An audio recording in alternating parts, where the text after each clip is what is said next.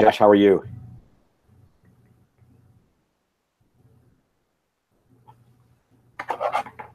Good. How are you? Fine, thank you. Andrew, how are you tonight?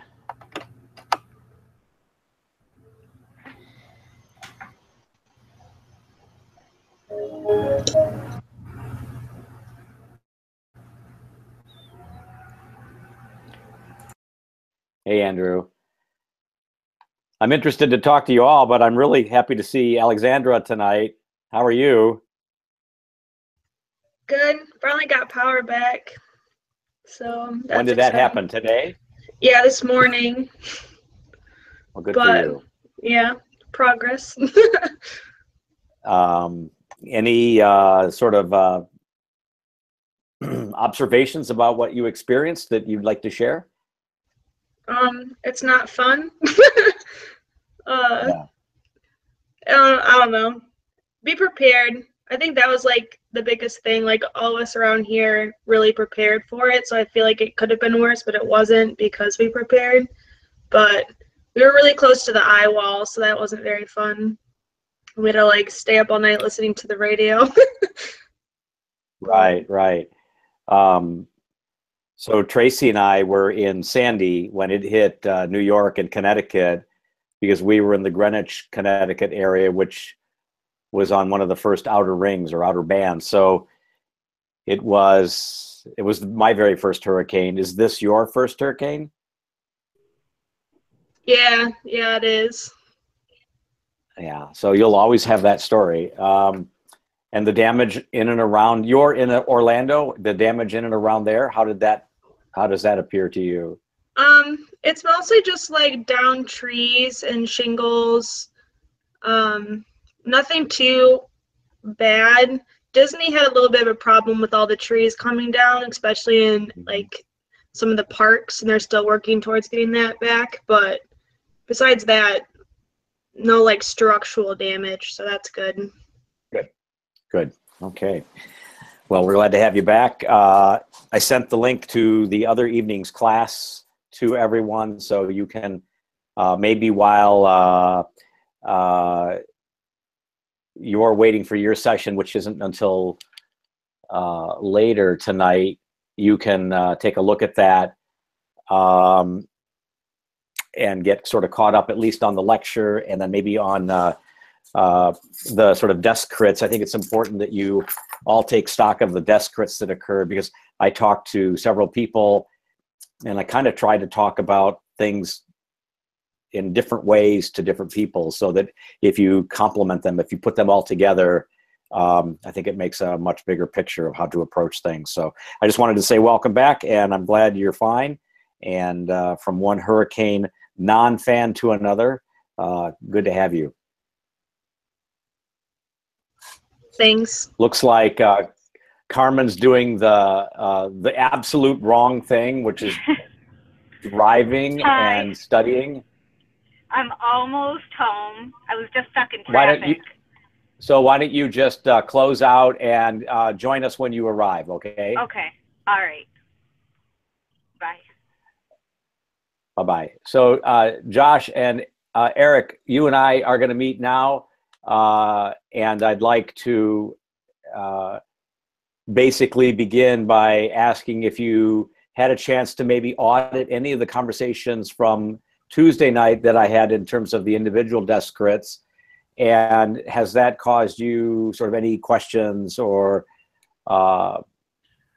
any or do you have any sort of reactions? I've got you up on the screen right now, Eric. So if you want to weigh in on that, I'm good with that. Yeah, as far as going back and looking at the video from Tuesday, I really haven't had a chance to do that. But I did have a question about some of the programming spaces. Sure. And sorry, I gotta find it here real quick. I probably do too.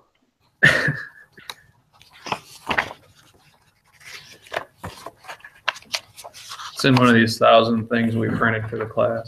Could you, by chance, pull your mic off? because I can't keep my speaker on because I get feedback from you twice. Right. You want me to turn it off and just use yours? Sure. Try it. Can you hear me? Yep. Okay. I guess we'll do it this way. Yep.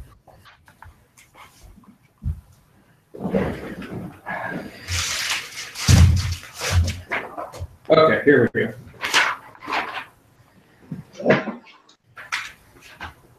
So I had a question about the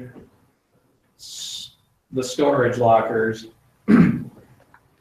My initial thought on that was that they would go downstairs with the parking, but I got to thinking about that some more, and I was thinking, would it make any sense to split that up a little bit and divide it among the floors? Yeah, so yeah, that's a good question. The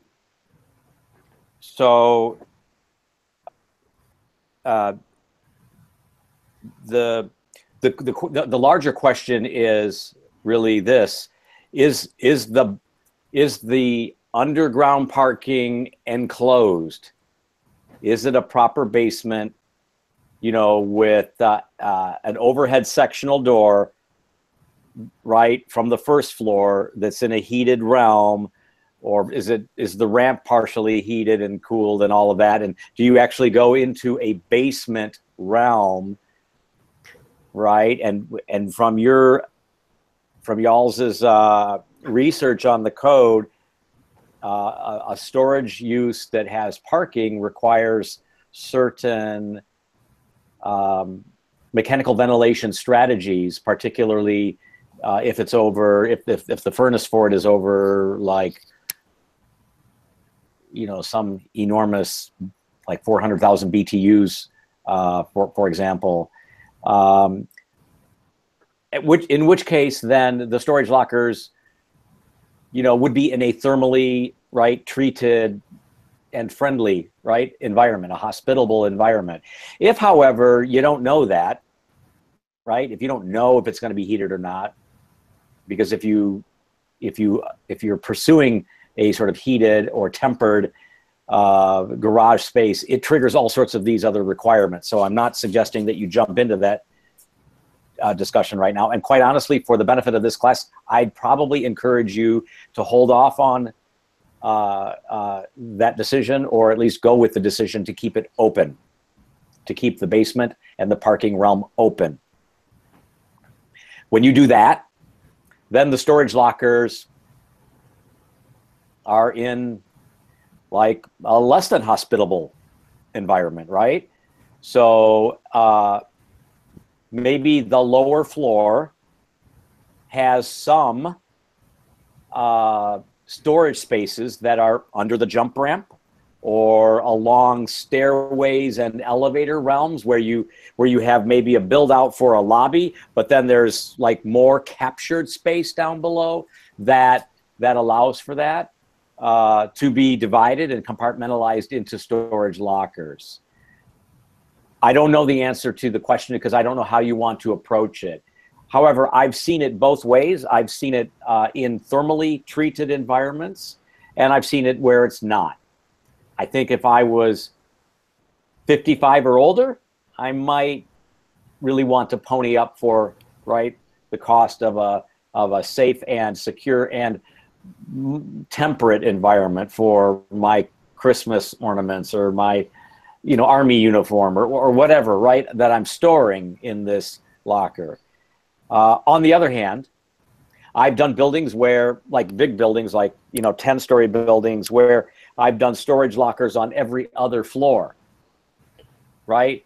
Where I've had like in an L-shaped building where I've had the knuckle where the hinge is, where the elevators and maybe a central stair and some mechanical stuff is. I've been able to carve out some space in that knuckle, right? Because I can't get access to windows. So like that knuckle is always like a lovely place to bury that back of house stuff, BOH stuff, including storage lockers.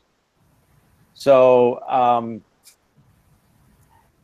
yeah, I've done it. I've literally done it in all of those ways in buildings I've done, Eric, as you had prompted me.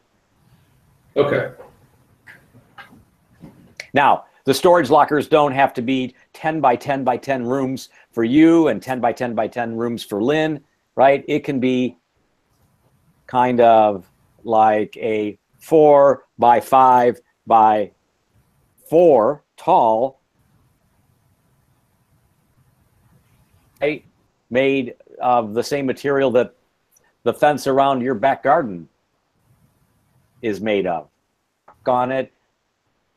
You know what I'm saying? It doesn't have to be this elaborate thing. It's just something to put the skis or the tennis racket. You know what I'm saying? The stuff that you're not going to use during the winter season, and then the stuff you're going to use in the winter season, you put the summer stuff in it. Right.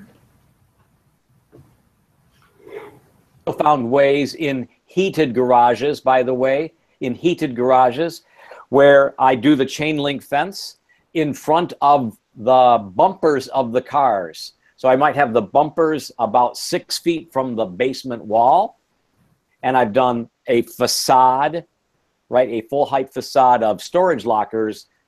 The cars don't hit it, and there's a little bit of like wiggle room to get your stuff in and out, and generally your parking space is in front of your locker kind of thing. So I've done it that way too. There's all sorts of ways to skin the cat. You can be creative with that, but it's a good question. What else?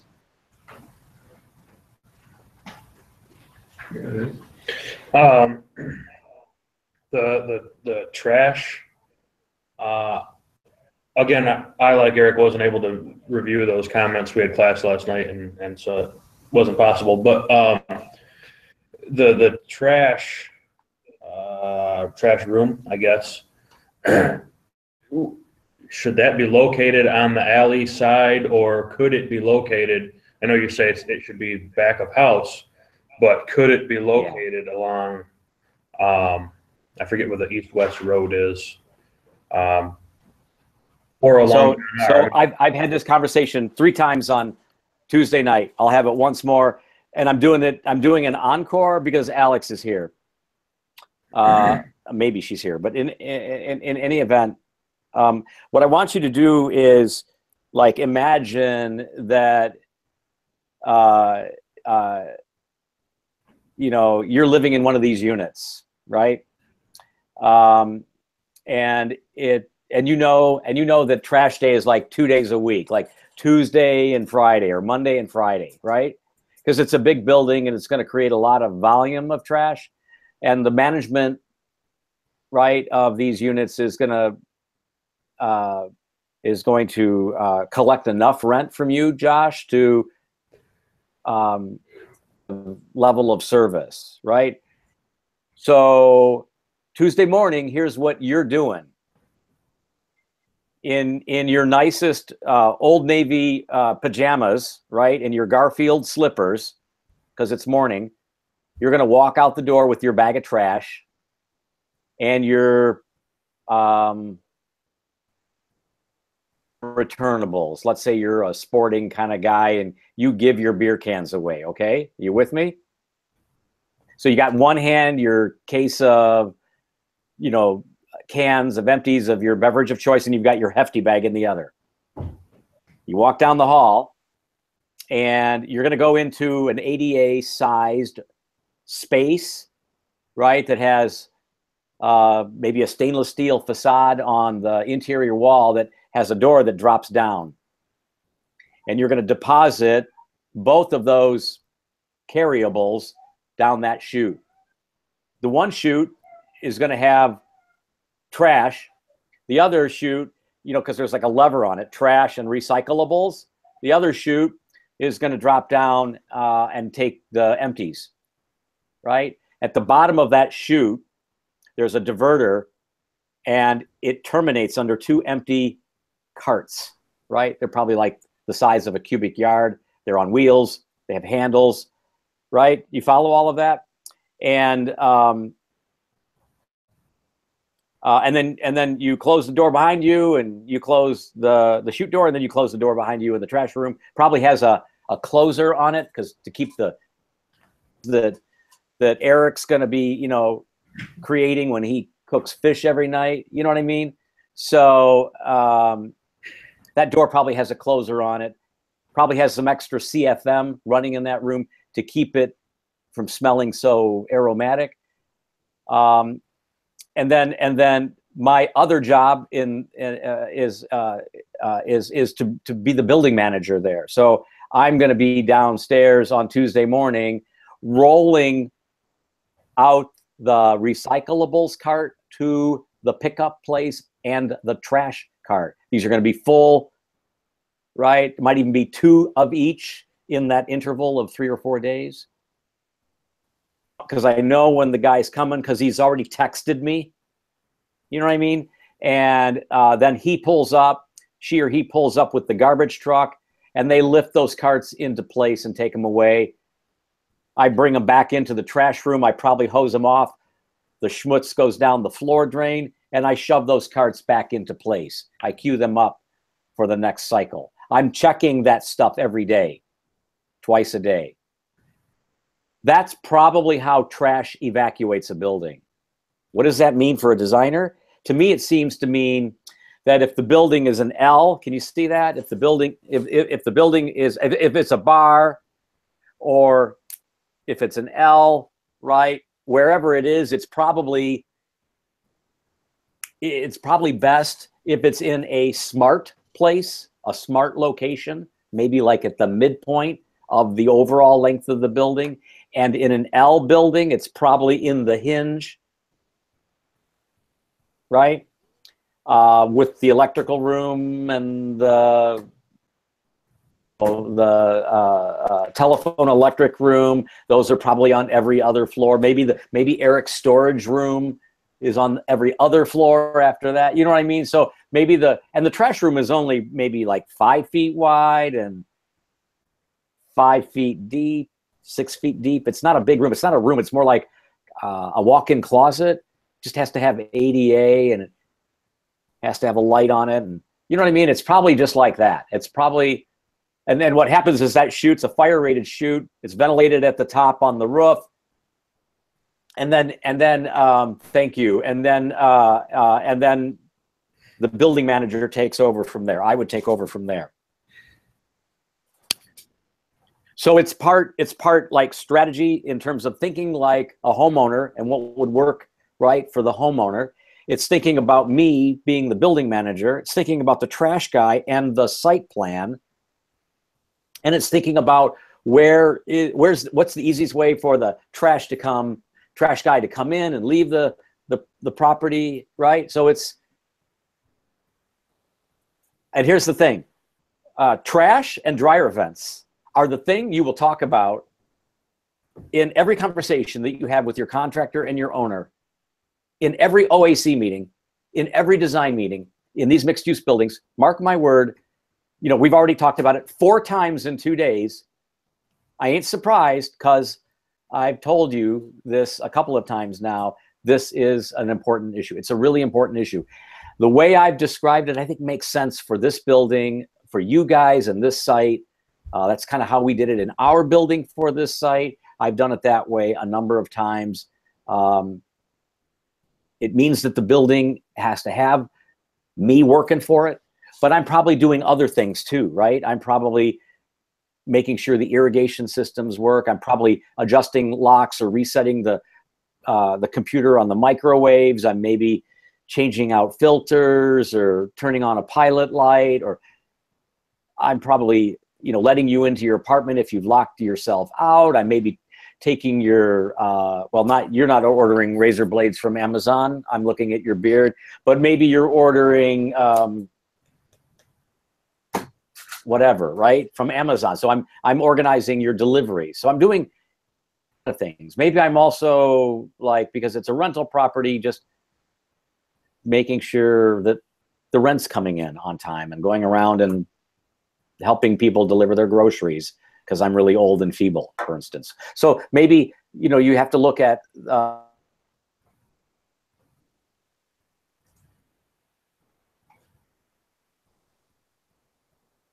as an architect, thinking about how people use these facilities. Good question.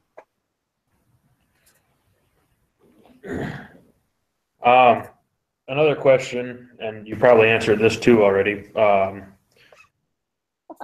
The lobby for the residential units, does that Yeah. have to be on a particular street? Nope.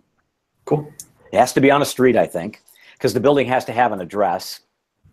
Because the lobby is also where the mailroom is, right? That's where, Fred, our own letter carrier here, that's where Fred is going to walk in every day. He's going to pull the front lobby door open. He's going to have the key fob, right, to get into the lobby, or there's going to be someone like Eric working there, just letting people in all day long, because that's the level of service. And Eric's going to be in like a uniform or whatever, right? Because he's kind of like concierge as well. And so Eric buzzes him in, or Fred has the fob and gets in. He goes right into the mailroom. All of the mailboxes and drops in the mail to each one and leaves, right? So the street address is relational to the lobby, and the lobby is relational to the mailroom. And of all the streets there, I think the north-south street is probably, well, I don't want to say which one it is. I don't want to say it's the more proud or the more important street, because I don't think that what I think doesn't really matter at all. I will say that the north-south street is more heavily traveled. It's connecting North End, the community to the north of us, to downtown. It's currently a two-way street. It also has parking on it. But the east-west street is also a good address, because either street is known for being in so-called Brush Park. So I think either street would have a Brush Park cash to it, right? A quality to it. I think it has to be on one of those streets.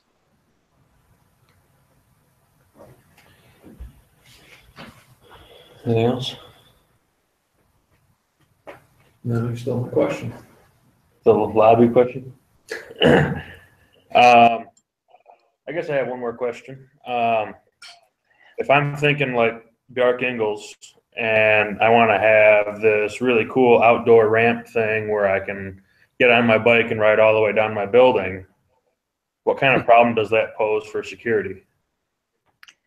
Yeah, I imagine it's something you have to think about, right? Yep. I mean, when we did the building that's under construction right now, we have a stairway from John R., or from Brush rather. We have a stairway from Brush that goes right into the large public courtyard that also has residences looking into it. So any Joe Blow, even me, can walk up there and kind of look around and stand there looking at people in their kitchens or in their living rooms or more. And yet I don't necessarily belong, because I'm not the plaza, the second floor roof, the second floor, which is the roof of the first floor for that development, was meant to be sort of both public and private.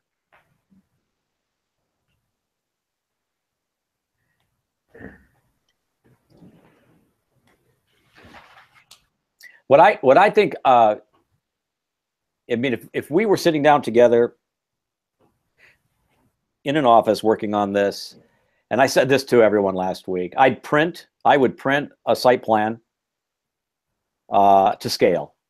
The site plan I gave you in the program, you can draw that up in CAD. You can clip it from Michael's model, and I'd treat it as the boundary. I'd lay that down, tape it down, and I'd do some overlays in magic marker. First a Hershey bar, and then maybe a Sharpie, and then maybe a fine point, but go through the process of moving from general to specific. And I would decide what has to happen on the ground floor, program-wise, site circulation-wise, and then and leave it at that, and sketch that up as a plan. Then I would go downstairs and sketch that plan up. And Nancy and Luis have already given you kind of a template, right, to know what can happen there. Just to, I think it was Lynn the other night.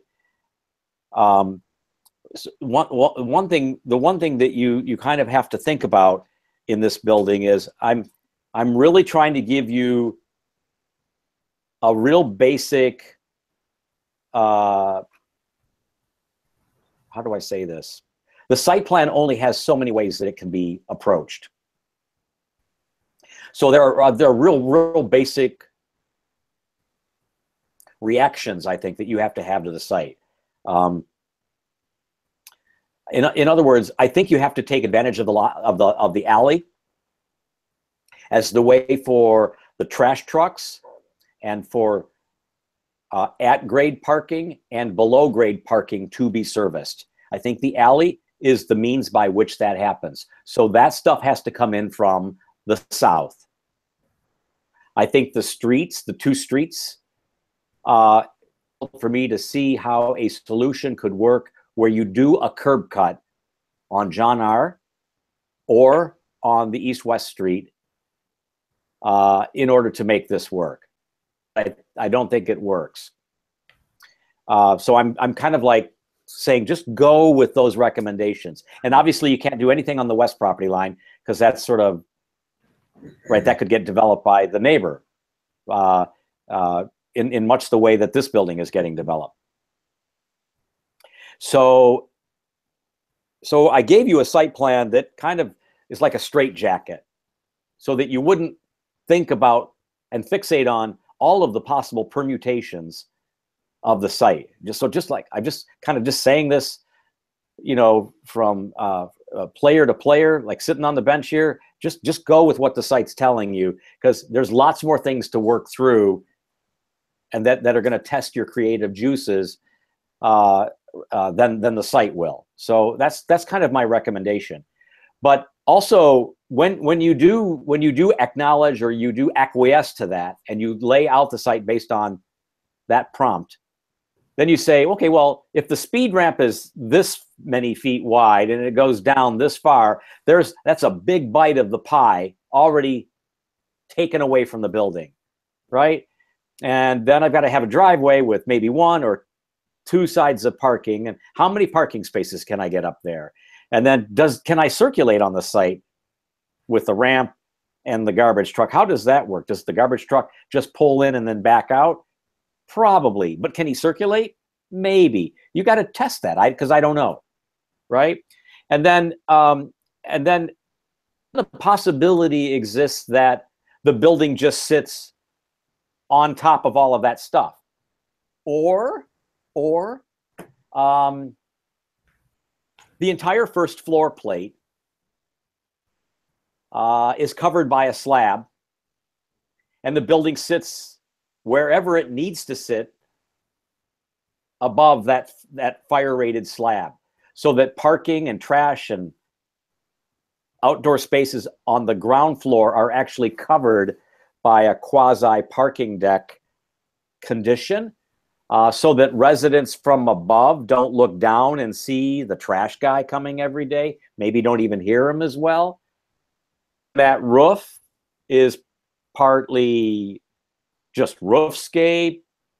Maybe there's big holes in it that lets light and trees come through, or maybe it's a green roof that the residents can look down onto. Maybe the first floor of residences, which are located on the second floor, maybe there's also terraces that are walkout terraces, right? So that strategy is something that you can think about as well. I think that's actually a more important decision now than a heated or an unheated parking deck below.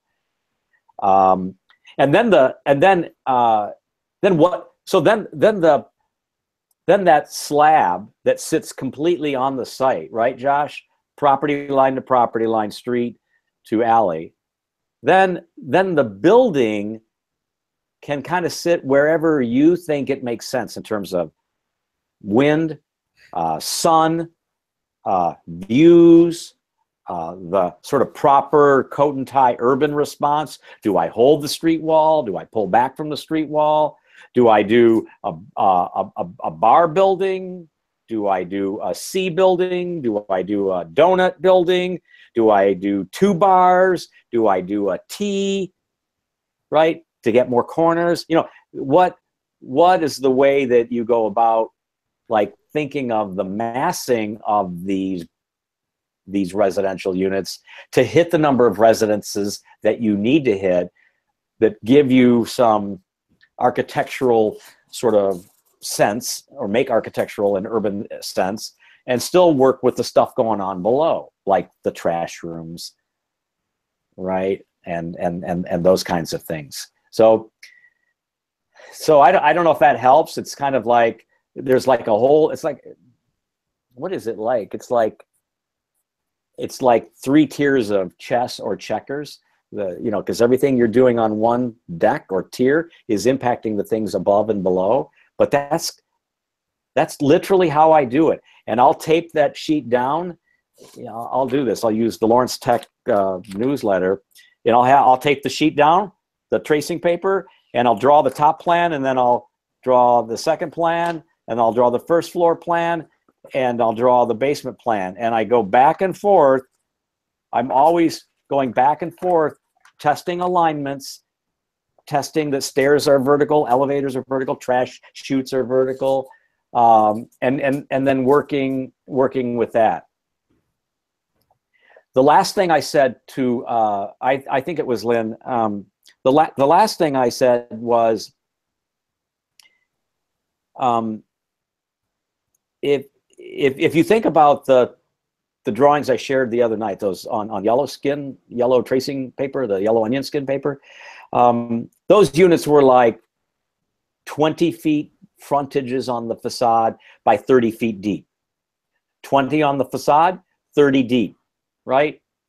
What does that tell you all? Like, that tells you that it's a 600 square foot unit. That's probably the immediate conclusion you're making. That's right. That's what it is.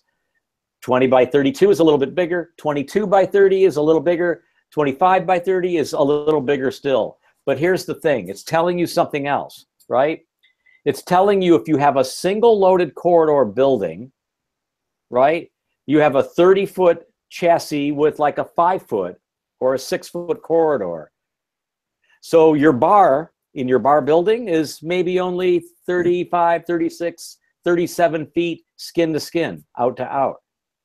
Right? So that's kind of like a module that you're drawing with as you're thinking about the footprint of the residential components. You all following that? That's a single loaded corridor. If it's a double loaded corridor, which a developer will tell you is much, much more efficient, then it's 30 feet, 5 feet for the corridor, or 6 feet. 5 feet works all day long. 4 gets a little mean, but it can be 4 feet that expands a little bit every now and again. And then it's 30 feet. So it's like 65 feet, right? So that's the width. That's the width of the bar building, or the L building, or the T building, right, in terms of those residential cores. So the 20 by 30 is telling you all of that, and it's telling you you've got a 1-bedroom unit. Okay? But that's when the 30 is running perpendicular to the core, and the 20 is running parallel to the skin. And in that 20, you can get 2 rooms, right? You can get a living room that's like 11 or 10, and you get a bedroom that's 9 or 10, right? You can get 2 rooms on that 20-foot facade. But what if you rotate that facade, or that cube, or that module, and the 30 runs along the skin, and the 20 is the depth? So it's a 20 plus 5 plus 20. So then that module is like 45 feet, right? You're going to get fewer units on the length of the block, but you're going to have really nice units, because the units can have like 3 rooms on the street, or on the facade. I don't know if that makes sense for you all, but that's another way of thinking of it. So the 20 by 30 or whatever your room module is tells you a lot about how to extrapolate it into kind of the urban sort of form for the building. And so I want you to think about it that way. It allows you to focus in on like the room itself, the number of things in the room, how big the room is, but it also tells you about the whole development. So here's the punchline. Y'all need to design the building by next week, right? Because I gave you literally every equation and every tool and every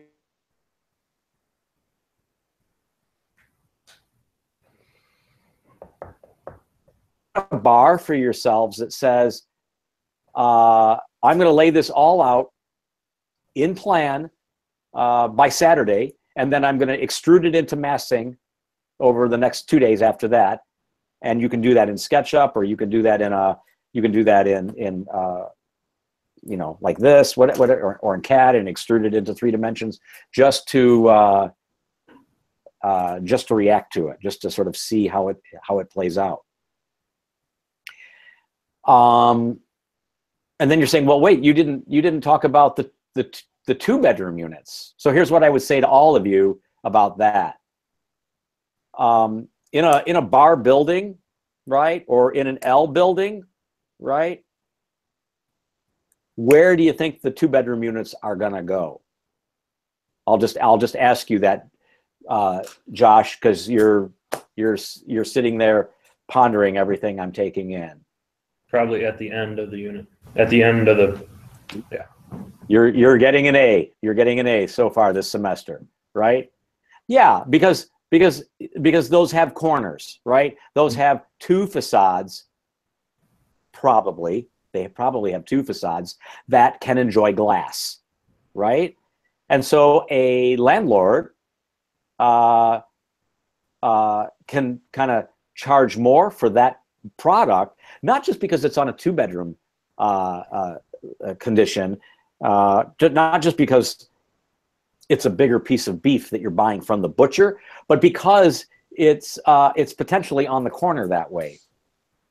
So it allows you to surcharge the rent or the cost of the unit by virtue of its proximity to the skin and to the views and to the context. Similarly, assuming you're not going to do that plate, right, that covers that parking circumstance and the speed ramp, let's say you're just going to do like a bar, or yeah, let's just say you're going to do a bar building. Maybe you can get all of that into one bar. I don't know. It's actually kind of interesting. And I was talking to Courtney on Tuesday about this. I kind of like the idea of thinking of the bar building in terms of like letter grades. A developer will look at, so I'm going to hold up my phone as an example. A developer will look at a building and assign a grade to each skin, right? They may not tell you this, but they will. And they will then put that skin on the street and then come up with a final grade. So the highest grade goes not actually to the skin.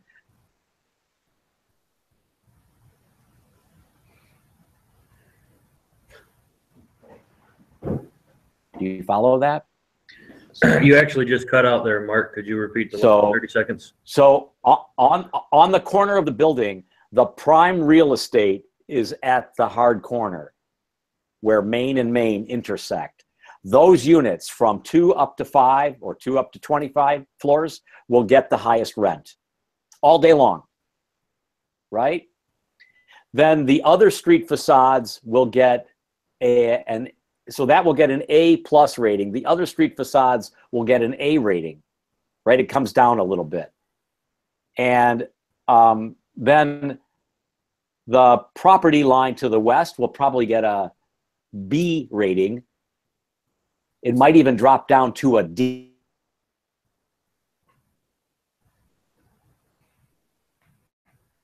Why I gave you that site. So you had some distance between you and the property next to you that allowed you to put windows, right, in the west facade. So that facade gets like a B rating. Like, so A+ on the corner, B, A- or A, and then B. The parking lot facade, the south facade, because it looks at all that stuff down below, it's probably a C facade, right? But maybe it comes up to a B because it's looking south and it's getting good daylight all day long, right? And good views. So thinking of the context and the circumstance more helps you talk through this conversation with the developer in terms of helping them understand how you see the quality of the product so that they can then translate that into rate of rent. But here's another thing that's playing into all of this.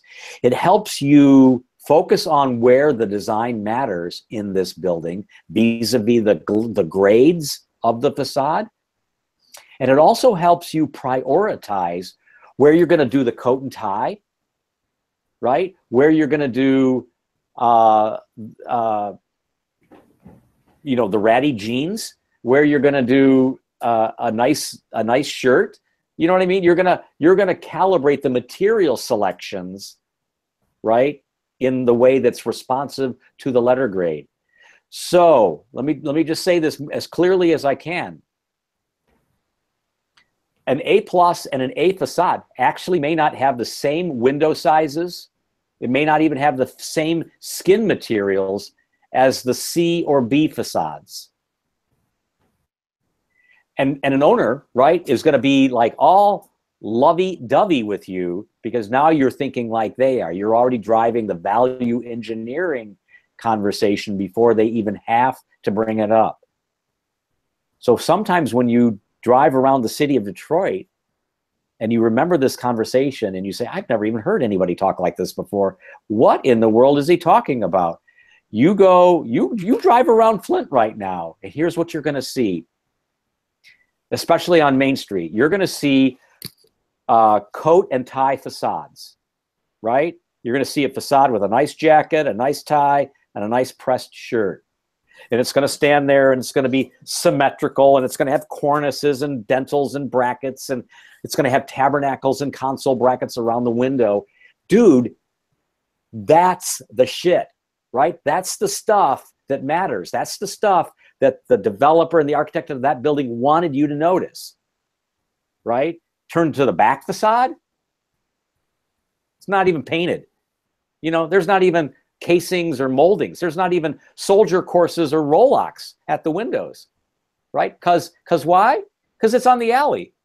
Well, no, it's a D facade. It's the same way. Here's what they do on the B facade or on the side facades. They'll take that skin from the front and they'll turn the corner and they'll wrap it, but they'll only take it back like 2 feet, right? So when you look at your cities, when you look at the neighborhoods that you live in and you walk down Main Street, you're going to notice these things and you're going to go, oh, wow, I never thought about ranking or profiling a facade in terms of its quality, in terms of like a letter grade, like Mark's talking about, but it's also an important consideration in doing new buildings in urban settings because there's so much at stake in these projects. And value engineering comes really hard and fast in these conversations. I'm saying to you, if you think about this in advance, right, as an architect, as a designer of these buildings, you'll have a better conversation with your owners and with the contractors. You ever heard this before? Nope. It makes sense, and Yeah, it does. Yeah, and it goes back to, gosh, I mean, the American West. All those great Western movies that I love, right? Silverado, right? Kevin Costner, one of his first movies, Silverado. Love that movie, right? Kevin Kline, Kevin Costner. Brian Dennehy. Oh, it's a great 1985 movie. classic Western movie. Danny Glover. All the storefronts in those towns, Pale Rider, Clint Eastwood, all the storefronts in those towns are giant tall facades that are coat and ties. They're all made of wood. Some of them even get whitewashed or painted. But the side facades, the rear facades, right? They're nothing. Because it doesn't make any sense to spend money there. I'm not saying that you're going to do that here. I'm saying that in your circumstance, you have a hard corner. You all have a hard corner. You all have street facades. You all have a side facade, and you have a rear facade. And what you do in the massing of these buildings could, and possibly will impact this discussion. I want you to be prepared for that. That's all.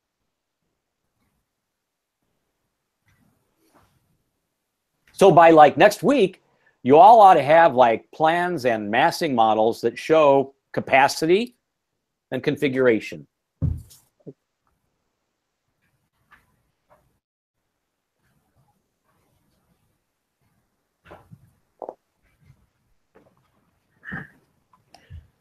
Any other questions, Eric? I think we're good.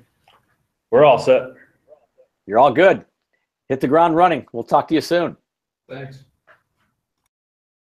Okay, let me get to who's next. Thanks, Josh. Thanks, Eric. Wu and Andrew. Yep. Okay, good. Did you all follow that discussion? Yeah. Any questions? I covered a lot of territory there. From that, no. Okay, Wu. Yeah, actually, I kind of have one question about the. I think I came here late, so I didn't heard the first part you talking to them. So. I'm sorry, you just froze. Okay. Can you hear me? Hello? Could you repeat that, please? I'm sorry, you froze, yeah. And I lost everything you just said. Yeah. So I have a question about what's the difference between the storage lockers and maybe, I mean, is that the between storage lockers and what? The mailroom, because I'm well, storage lockers are usually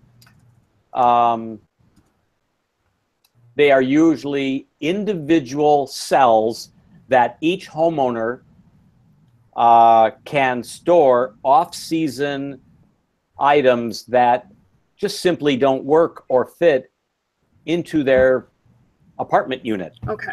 So let's say that you're a skier or an ice skater, right? Or golfer, right? Maybe, so, something big and bulky, right? Golf bag, golf clubs, skis and boots and poles, right? Let's say you have that stuff, and it's September, and you have the skis and the boots and the poles, and obviously you're not skiing right now. The storage locker is the place where a homeowner like you can keep that stuff under lock and key and not have to worry about it, not have to trip over it, not have to, bump it one day and then have them slide onto the floor and scratch the wall and, yep, you know what I mean? It's a place to keep those things. A mail room is where the letter carrier delivers the U.S. mail to you, and it's a place where you walk into with your key and get the mail that you've received that day. Yeah. So we need to have these spaces for as long as we have a U.S. Post Service. Despite the fact that everything is emailed or texted today, people still do receive their communications and correspondences and bills through the U.S. mail. But it's also a place where your Amazon packages, where your vegetable of the month club delivery is, going to be deposited, right? It's where those things happen. Or when you order a pair of ski boots from Amazon and they don't fit, right? You're going to tape them back up and you're going to return them to Zappos, right? That package is going to go in the mailroom. So that's the difference.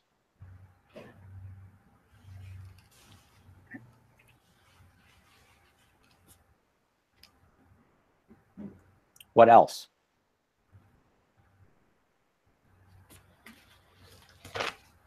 Do we have a limit for height of the building? Like amount of floors or that? So I think Lynn talked a little bit about that. I'm not sure if she's here. And I think that's on the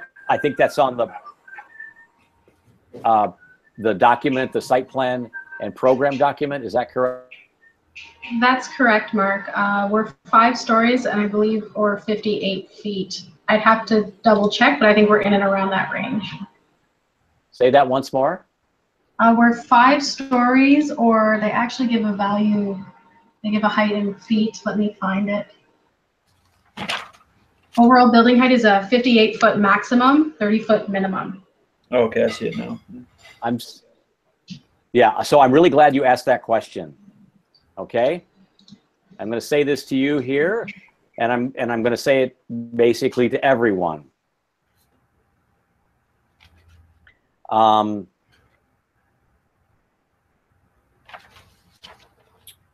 So the first floor is your common area, residential lobby. Maybe there's like a management office. There's the trash room, and there's maybe 1 or 2 retail spaces, right, Andrew? Yeah. Among other things, right? Those retail spaces, what are you thinking they could be? Like in terms of like tenant use, what would you speculate? Cafe? Yeah, I guess so. Haven't thought about that. Okay, so let's run with that. Okay, that's a good guess. Let's run with that. Do you think a cafe could have an 8-foot ceiling? Probably not. Yeah, probably not. It's too low, right? So, so the first floor really needs to be of a vertical dimension from slab to slab, right? From ground slab, right, to the second floor slab, that is accommodating enough for a myriad of tenant possibilities, right? From a cafe or steakhouse to a Hallmark store or a bodega, right? Like a little 7-Eleven, a little like grocer, meat market, you know, sundry shop, right? So my rule of thumb, I like to have 12 feet clear between the ground floor slab and the ceiling. Or if there's no ceiling, let's say the bodega or the Hallmark store or the steakhouse has an unfinished ceiling, right? Because maybe that's the vibe that that owner or tenant would want, to the lowest suspended mechanical ductwork. Okay? Because there's going to be a lot of that there, and if they decide, if someone later on decides to drop a ceiling in, they would have 12 feet clear. Right? Yeah. You're going to need probably 3 feet clear between the ceiling and the nearest structural element for all of that mechanical spaghetti. Fat ducts, elbow ducts, right?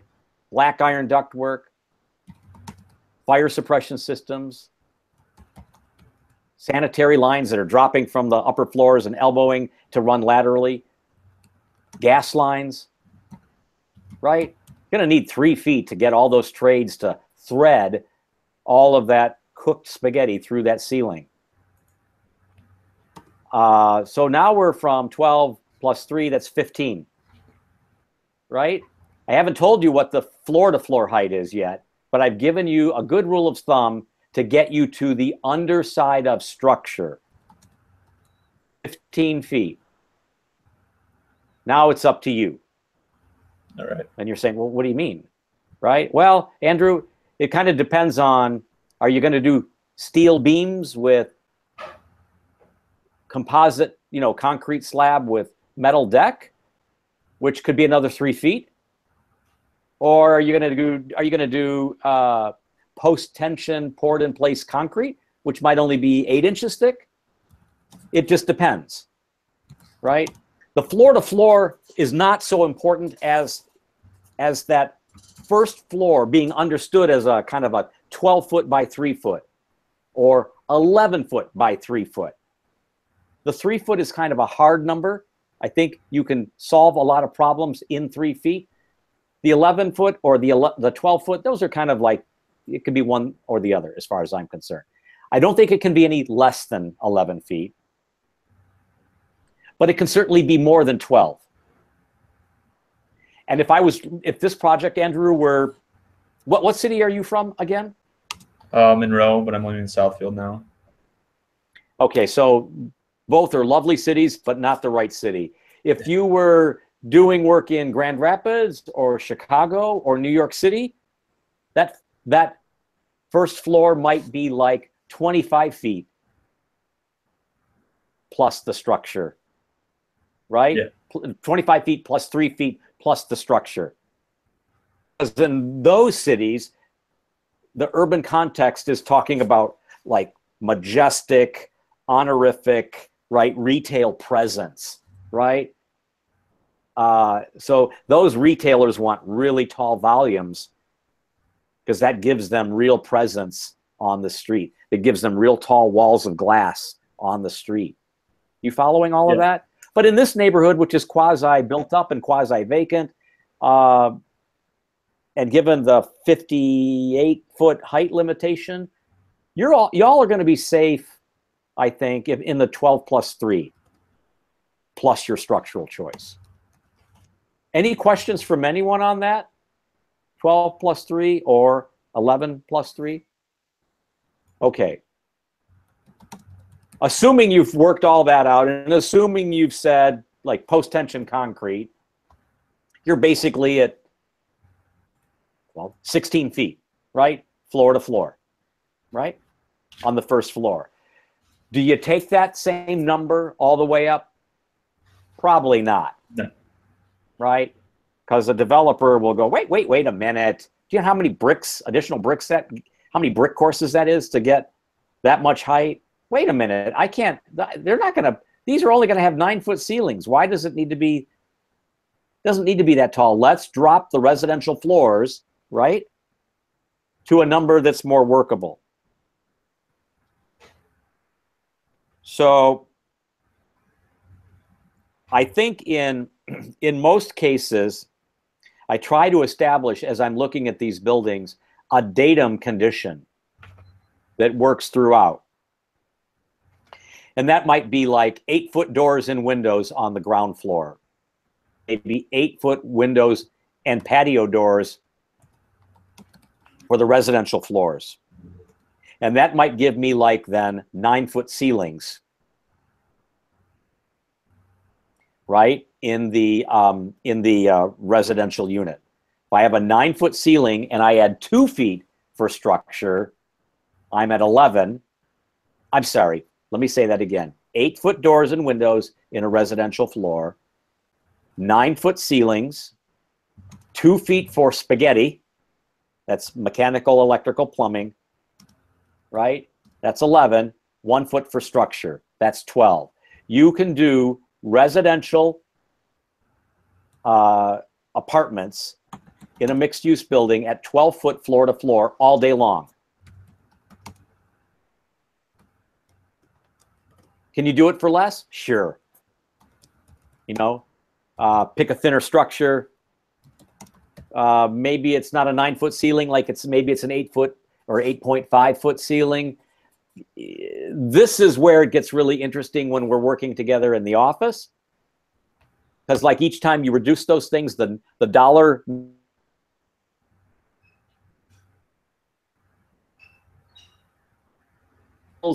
right? You're always thinking about drywall and the modules that these materials come in. Could you do a completely different sandwich that reads something like this? 7-foot doors in the residential units with 8-foot ceilings? Yeah. Yeah. Or maybe 8.5 feet, right? So, and then do 2 feet, right, for the spaghetti, or maybe 1.5 feet for the spaghetti, and then do 1 foot for the, so then you bring it down to like 11 feet, floor to floor for each residential floor. Yeah, you can do that. So assuming a post-tension slab, what did we have, 16 feet?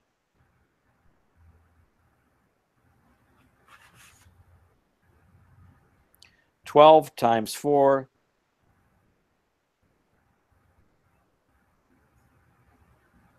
And the number is 58, is that right?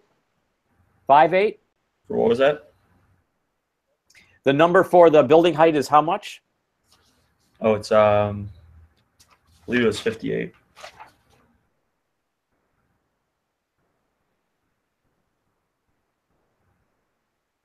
Okay, so here's what you got to do, right? You got to take 58 and you got to say minus, that's 43 feet. Divide that by 4. That gives you like 10.75 floor to floor for your residential floors, right? So your first floor actually has to be maybe not as like majestic, not as bold. So if you do 11-foot floor to floor for the 4 residential floors, that gives you 14 feet for the floor to floor in the first floor. So you're going to be more like 11 feet, 10.5 feet for your retail space. So that's going to tell you, though, that's not going to be an Apple store. That's not going to be a Ruth's Chris Steakhouse. That's going to be a neighborhood retail space. And I think the section that I shared with you guys,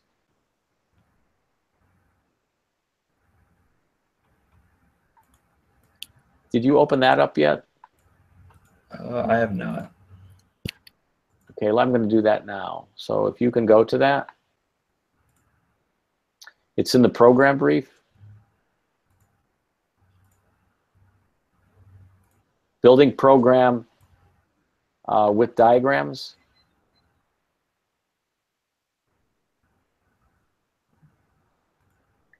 So it's page 5 of the 6. It's like apartment building A. Do you have that drawing up?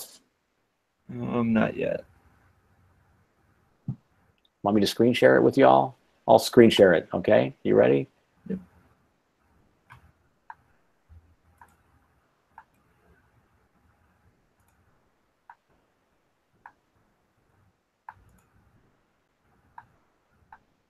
Okay, there it is. Can I get a thumbs up from one of you to acknowledge that you see it? Okay, so I'm going to zoom in. So this is a section.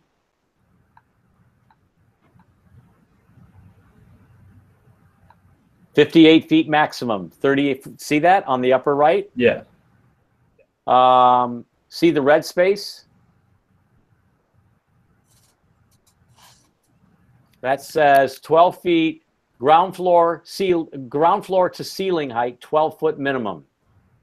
So that's telling you right off the bat that this is obviously not a Apple store or right, a Ruth's Chris, but it's also saying another thing, 9-foot minimum floor to ceiling in the residential units. And 58 foot overall. So that's kind of your diagram. That answers your question. Okay. And then it's also saying that for the top floor, step back, you may consider stepping back so that the building only appears 4 stories from the street. Do you follow that? Yeah. Cool. Okay. Good question. Mark, What else? I have Yes, a ma'am. question about that. So if we have a roof garden, so is that include the height, the maximum 58 height? No, because we haven't talked about this in any detail yet, but I'm going to do that now. There will be stair overruns and there will be elevator overruns up there, right? The stairs need to go up to the roof, and so does the elevator, right? So those vertical core elements will necessarily penetrate through the top of the 58-foot plane, okay? The rooftop amenity with access notation is suggesting that with a minimal footprint, you can have not only those core elements penetrating the roof, but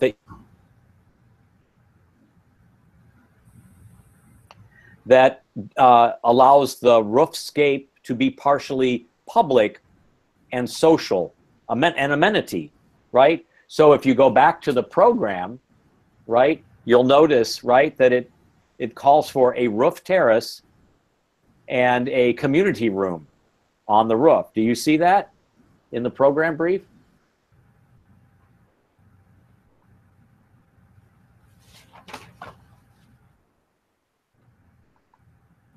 That is on page 2 of the program brief.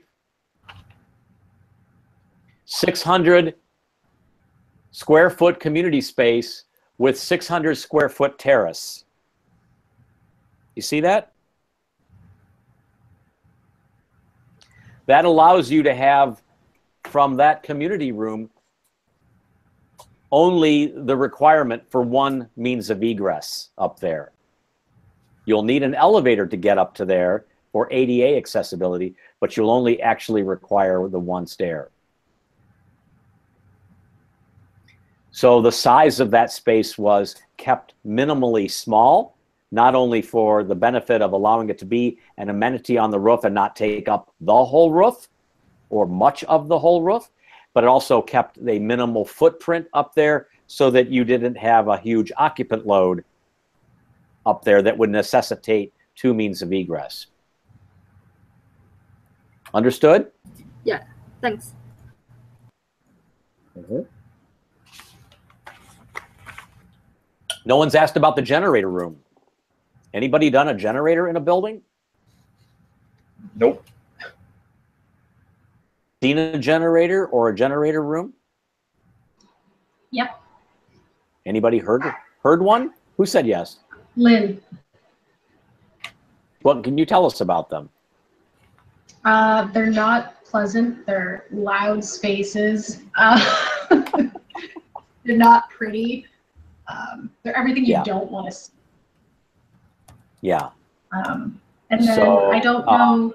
So there's also issues, I guess, with I guess the fuel, depending on how that generator runs, and any of those considerations that you might need to take into account. Anything else?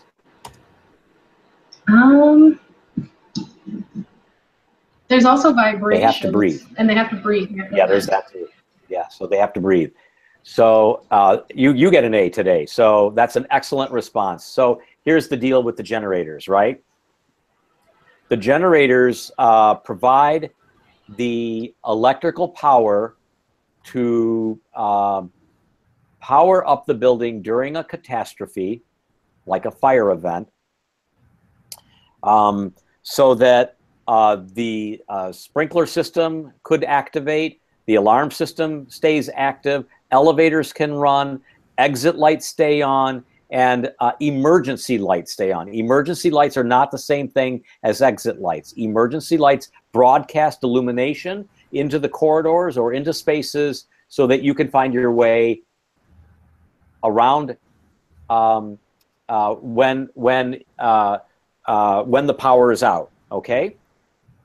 So a generator is the alternate power source for the building, but it only runs the life safety components of your mixed-use building.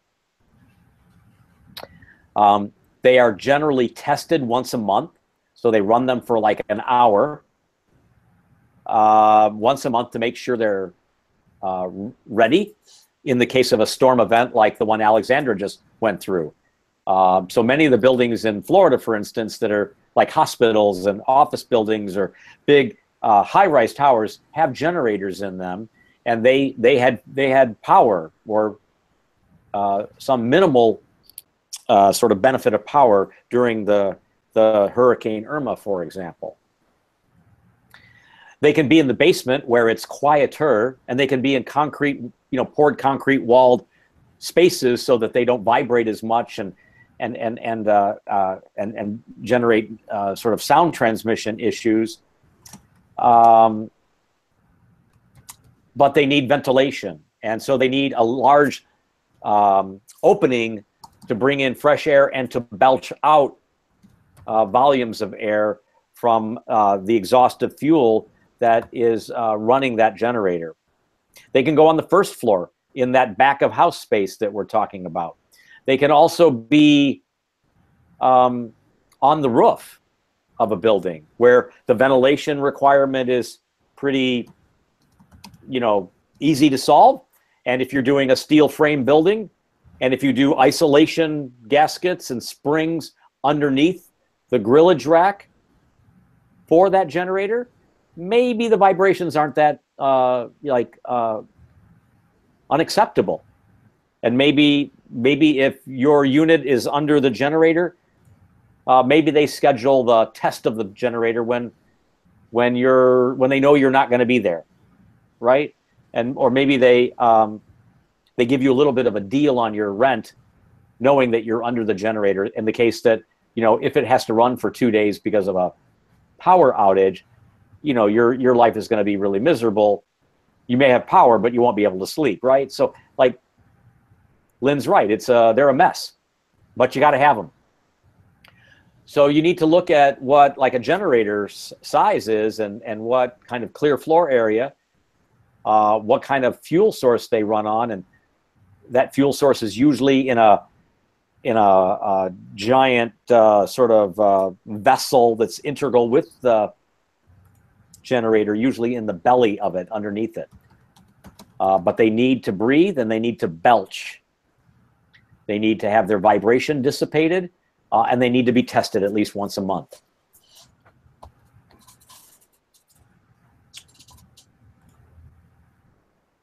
Mark, this is Carmen. Can they be in the basement at all? Is that you, Nancy? Carmen. Okay, Carmen. There you are, Carmen. Okay. So what was the question about basements again, please? The generator room, can it be in the basement, or when you said say that it needs? Yeah, that was my first remark. It can be in the basement. Oh, sorry. Okay. And like I was explaining when you were maybe pulling into the house room, the storage lockers. Someone asked. I think it was Eric had asked if the storage lockers could be in the basement. That led to a really long and elliptical discussion, but basically I said that down in the basement where you have all of that parking, right, you'll have a lobby with an elevator and maybe a stair there. That lobby could be a little bit bigger. The lobby would be thermally treated, right? It would be tempered, it would be air conditioned and or heated, right, during the seasons. But maybe there's another room next to it that's got storage lockers in it, right? The size of which is generated by knowing what size of the lockers and how many people you're providing for, and deciding whether you're going to give everyone a locker or not. And then you could do another room next to it that's got the meter room, which I talk about, the generator room, which I talk about. Yeah, sure, it could be down there as well, and maybe one of the outside walls of the generator face the parking realm of the lower level. Okay. Yep. That works. And then when the generator fails and they have to like chainsaw it to cut it apart, torch it to cut it, to take it out and replace it in 30 years, they can bring it down the ramp and rebuild it.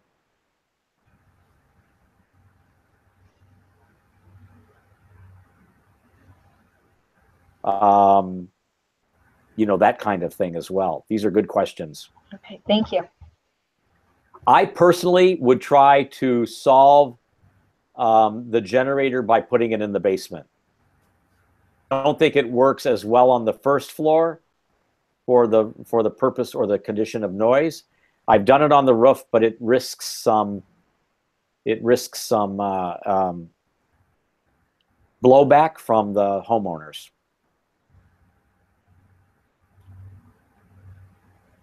For the parking, are we limited to what kind of parking it can be? Does it have to be like 90-degree, or can we have like parallel and like 45-degree parking? Or like that's a great question. You wanna like make a decision. You have to draw the plan. You have to draw the ramp. You have to draw the stair and elevator components. You have to decide about the lockers and the generator. Right? You kind of have to look at the circular plan that Nancy created and decide if that makes sense for you or not, or does it need to be modified or not. I have all this stuff down there, and I have all these things that need to make it happen. What's left? How can I park? Right? And so the goal will be to get as many spaces as you can to hit the program.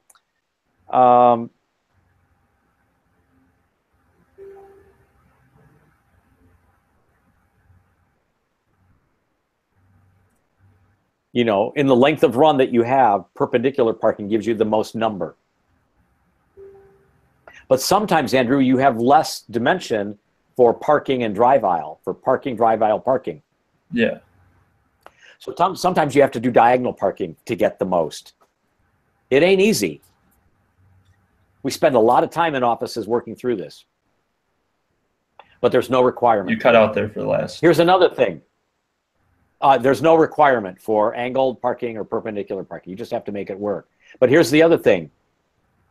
If some of that stuff, like the generator and the lockers, are downstairs, does that free up some of the ground floor? So maybe the ground floor actually has some parking capacity too. And maybe there's some space under the speed ramp to the basement. Can I park under the speed ramp? Can I put the storage lockers under the speed ramp? Can I put the generator under the speed ramp? Right? Thinking about, right, what are the opportunities to sort of put 10 pounds of coffee in a 5-pound bag? That's the gist of these projects. There's so many things to think about, but I'm just trying to get you to focus on just a handful of things. Good question. And for the ADA spaces, since we are dealing with like elderly and all that, is there like a typical what we should use to like how many we should incorporate into this building? Yep. Where do you think you're going to find that? Probably in the document. Maybe not. Well, maybe it came from Eric, and maybe it came from Joshua. But there's a code that the state of Michigan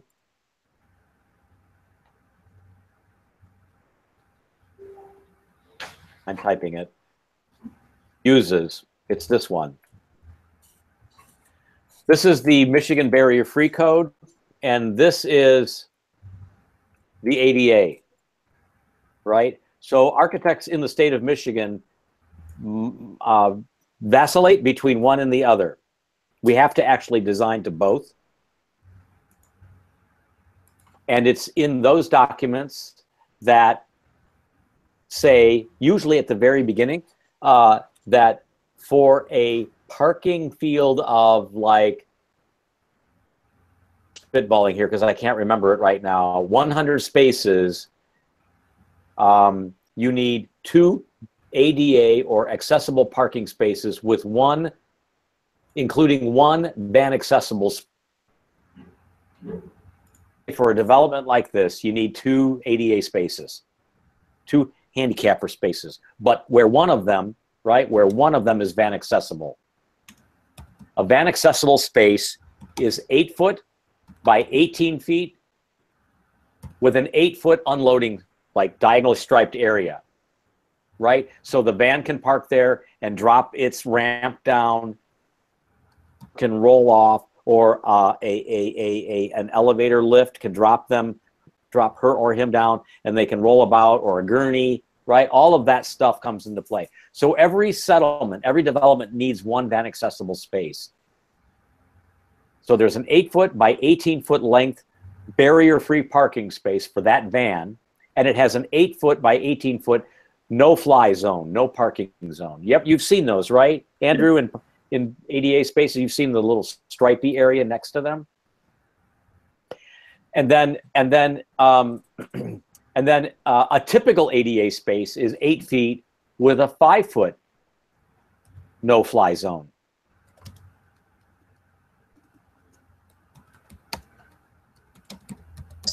And then do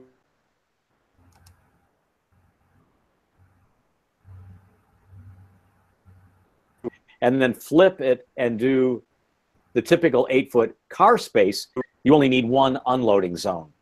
So thinking about like doubling up and making things as efficient and lean as possible is one way to go. If you only need 2. If you need 3, then you might have 2 unloading spaces, where one is shared between 2 cars, and then one is the 8-foot space for that van accessible space. But those 2 codes talk about the quantity. And the Cabo ANSI A117.1 has a little table. It has like ranges of parking spaces, and you can use that as your sort of guide. Okay? Okay, thank you. You're welcome. Anyone else? Yeah, if the plan is separate, like the letter C or H, so do we need to generate room? If what is separate? The plan. If we have the form building, like. I'm not following. Are you asking? Are you saying that if you're doing more than one building, do you need 2 generators? Building like this. Yeah. Oh, right. No, one building. This site would only need 1 generator. I assure you on that. Okay. I do like the props though. I love the props. That's good.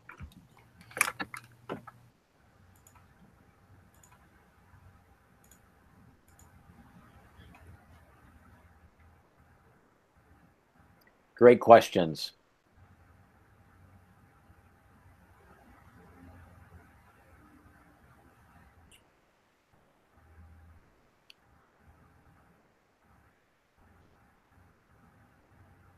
Okay. So Wu and Andrew, are we, in your mind, are you comfortable to go now? Are you good? Yeah, I'm all set. Okay, yeah. Thanks, you two. Let me see who's next.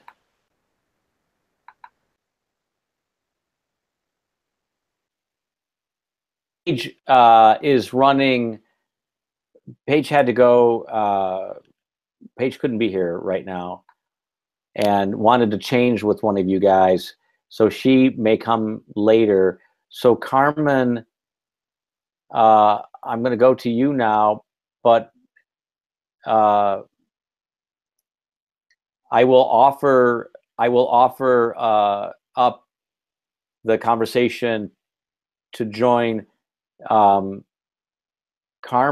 I will offer up, a possibility for Alex or Nancy to sort of audit this one, or we could just do all 3 of you together, right? If that works, I don't know that I've got like more rabbits to pull out of my hat right now in terms of like new themes or new topics about, or everything that I know about mixed use buildings, but I can get on a roll if I have enough coffee.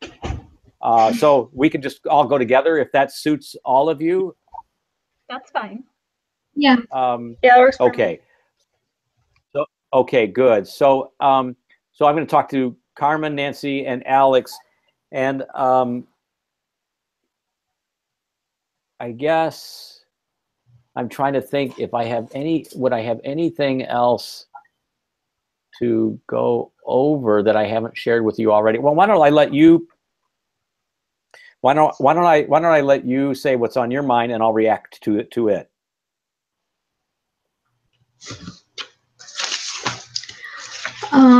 Okay. I know we've been talking about the generator room.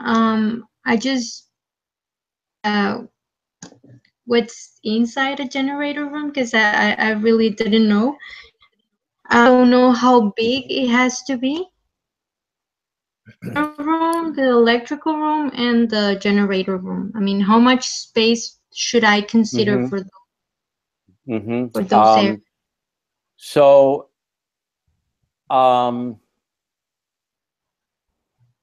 so I guess I'd say, let's talk about the program first. Let me.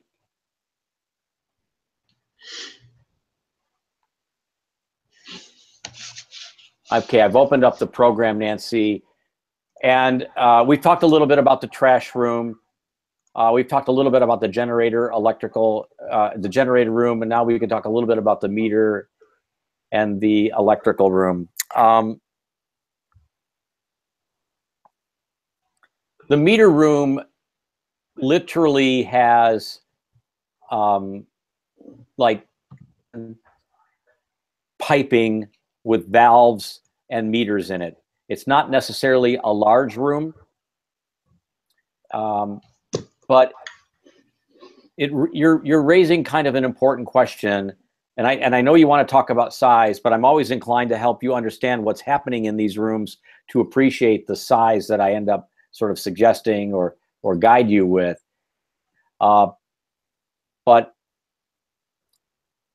in the case of like the meter room,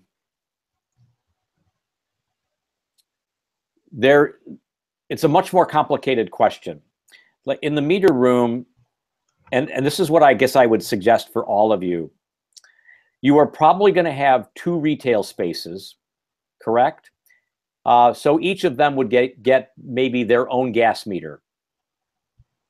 And then the building itself will have its own gas meter for the heating of common spaces.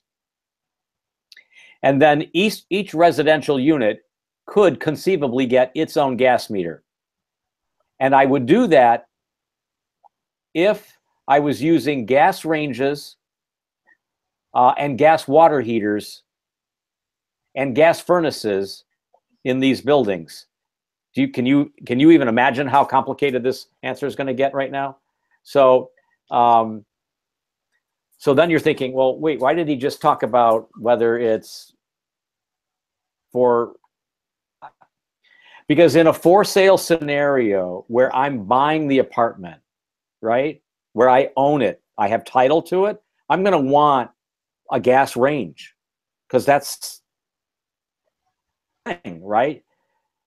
I'm going to want a gas water heater because that's what I've always seen, right? I'm going to want a gas furnace because that's what I know. Plus, gas is less expensive as a utility to operate those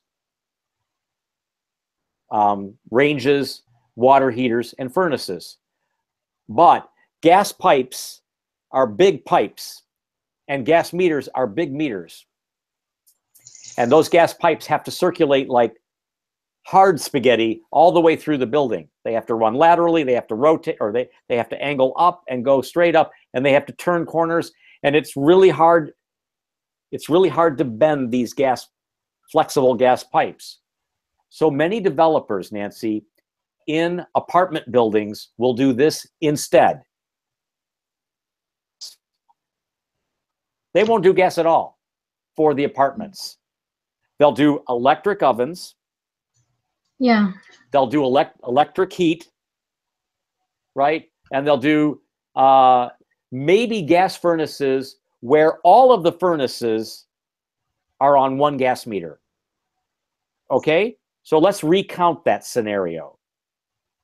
1 meter for one resident, 1 meter for all of the residential units, and they get a monthly bill for all of those residents, and they split it by 50. So you're going to pay the same amount for your gas that I'm paying, even if you use more for your furnace, okay? And then we'll have one gas meter for the whole building for the common areas, and we'll have one gas meter for the Hallmark store and one gas meter for the coffee shop. So that meter room then, in this explanation, probably only needs 4 gas meters. You can walk outside your door right now and look at what that gas meter looks like. That's how big they are. Yeah, actually, we don't use gas here in Texas. That's why it was... What do you use, propane? No, I mean, everything is electric. We have the range is electric, the water heater is electric. We only use gas for like restaurants. Exactly, exactly. And you have a really competitive electrical utility community in the state of Texas. You can shop for your electricity there. That's why you can afford to run your air conditioners all year long. Up here, they gouge us for the price of electricity because there's only one utility, basically, right?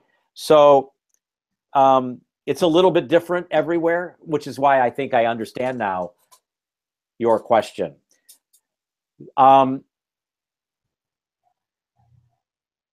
You're probably going to have the same number of electrical meters in the building too. So we've just taken care of the gas meters. You're going to have the same number of electrical meters in the building. You're going to have one for each, right? Retail space. You're going to have one for the building, you know, for signage, site lighting, hallway lighting, and so on. And then you're going to have maybe 1 meter for all the residents. And then each residence pays the same amount each month, the overall bill. Maybe you guys, and I'm telling you this, but I don't expect you to talk about it in your design.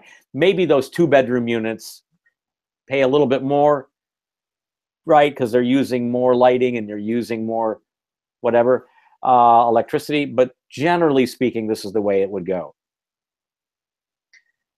So a room like the meter room is probably 12 by 12 or 10 by 10. Does that help? And that's why.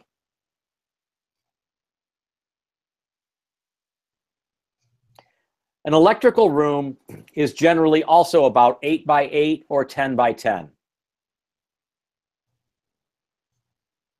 An electrical room has all of the services from the utility coming in to the building under the floor slab and then up the up and outside wall of the building inside the basement.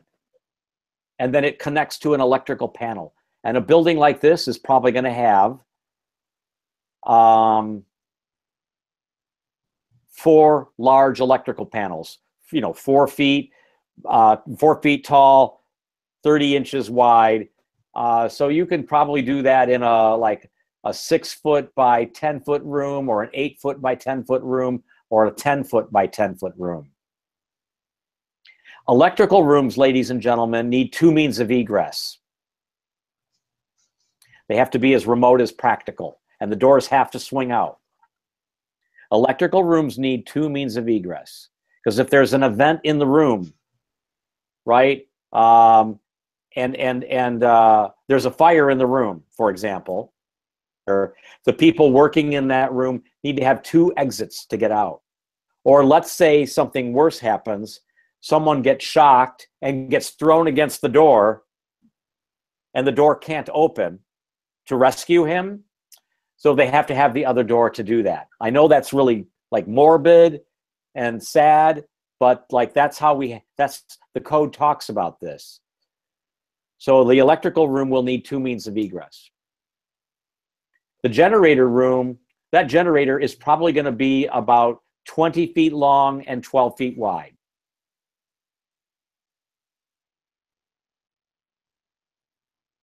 So these are not all big spaces.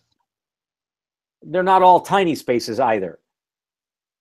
But the meter room, the electrical room, and the generator could all go on floor.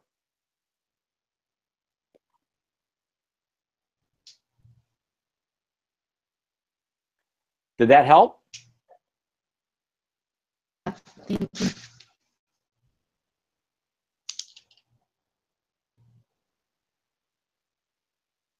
Okay. Alexandra? Yeah, I have a question. We're laying all this stuff out. Do you want it to be more of like an space planning kind of diagrammatic floor plans and extrusions, or do you want to say like, do you want to get more specific, or like, what are you looking for by next Tuesday?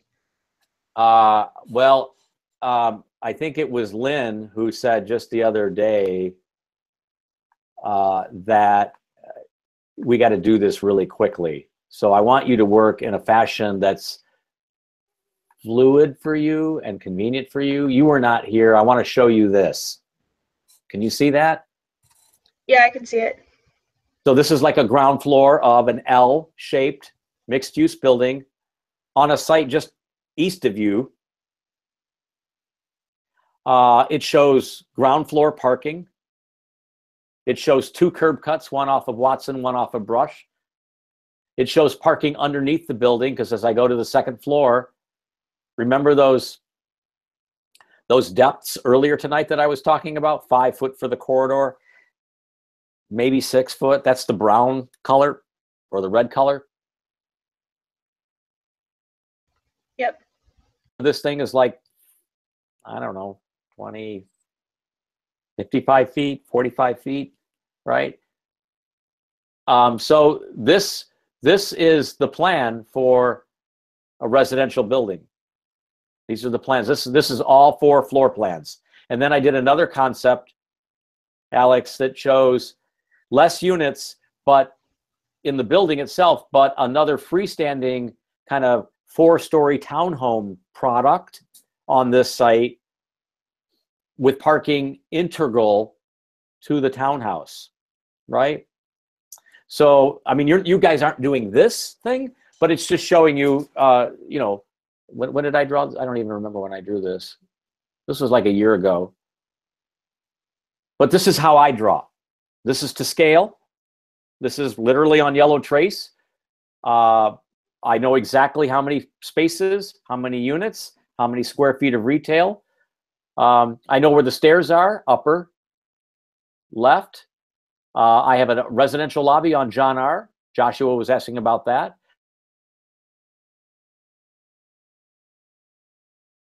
Includes the trash room, the meter. I have rental space on the electrical rooms. And look, on each floor plan, because the blue units, the blue squares are the residential units, right? And that red square right in the knuckle or in that hinge doesn't have any outside walls. So that hinge is always a good place to put those things, right? That makes sense? And then you can see where the 2-bedroom units are, right? There's a 2-bedroom unit here, and there's a 2-bedroom unit here, because that's on the hard corner. So I can jack the rate of rent for those because they're on the hard corner. And, you know, as Josh and Eric said, that's probably where you want to do the 2-bedroom units anyways, on the corner or at the ends. And you can see that I did larger units on the end here and on the end here, because I get glass on Watson and I get glass on Brush. I don't mean to say it if you're struggling, you guys, but it actually ain't rocket science, but it is complex.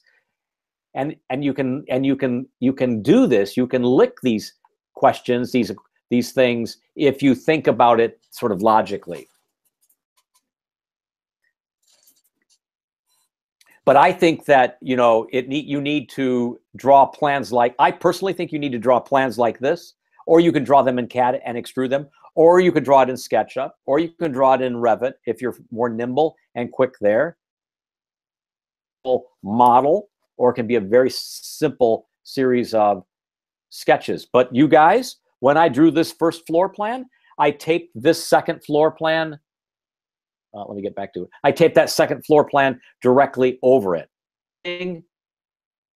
And comparing, and then correcting, and then doing another one, and then doing another one, and just kept you move through the stack of onion skin until you get something that's resonating and connecting on all of the floors.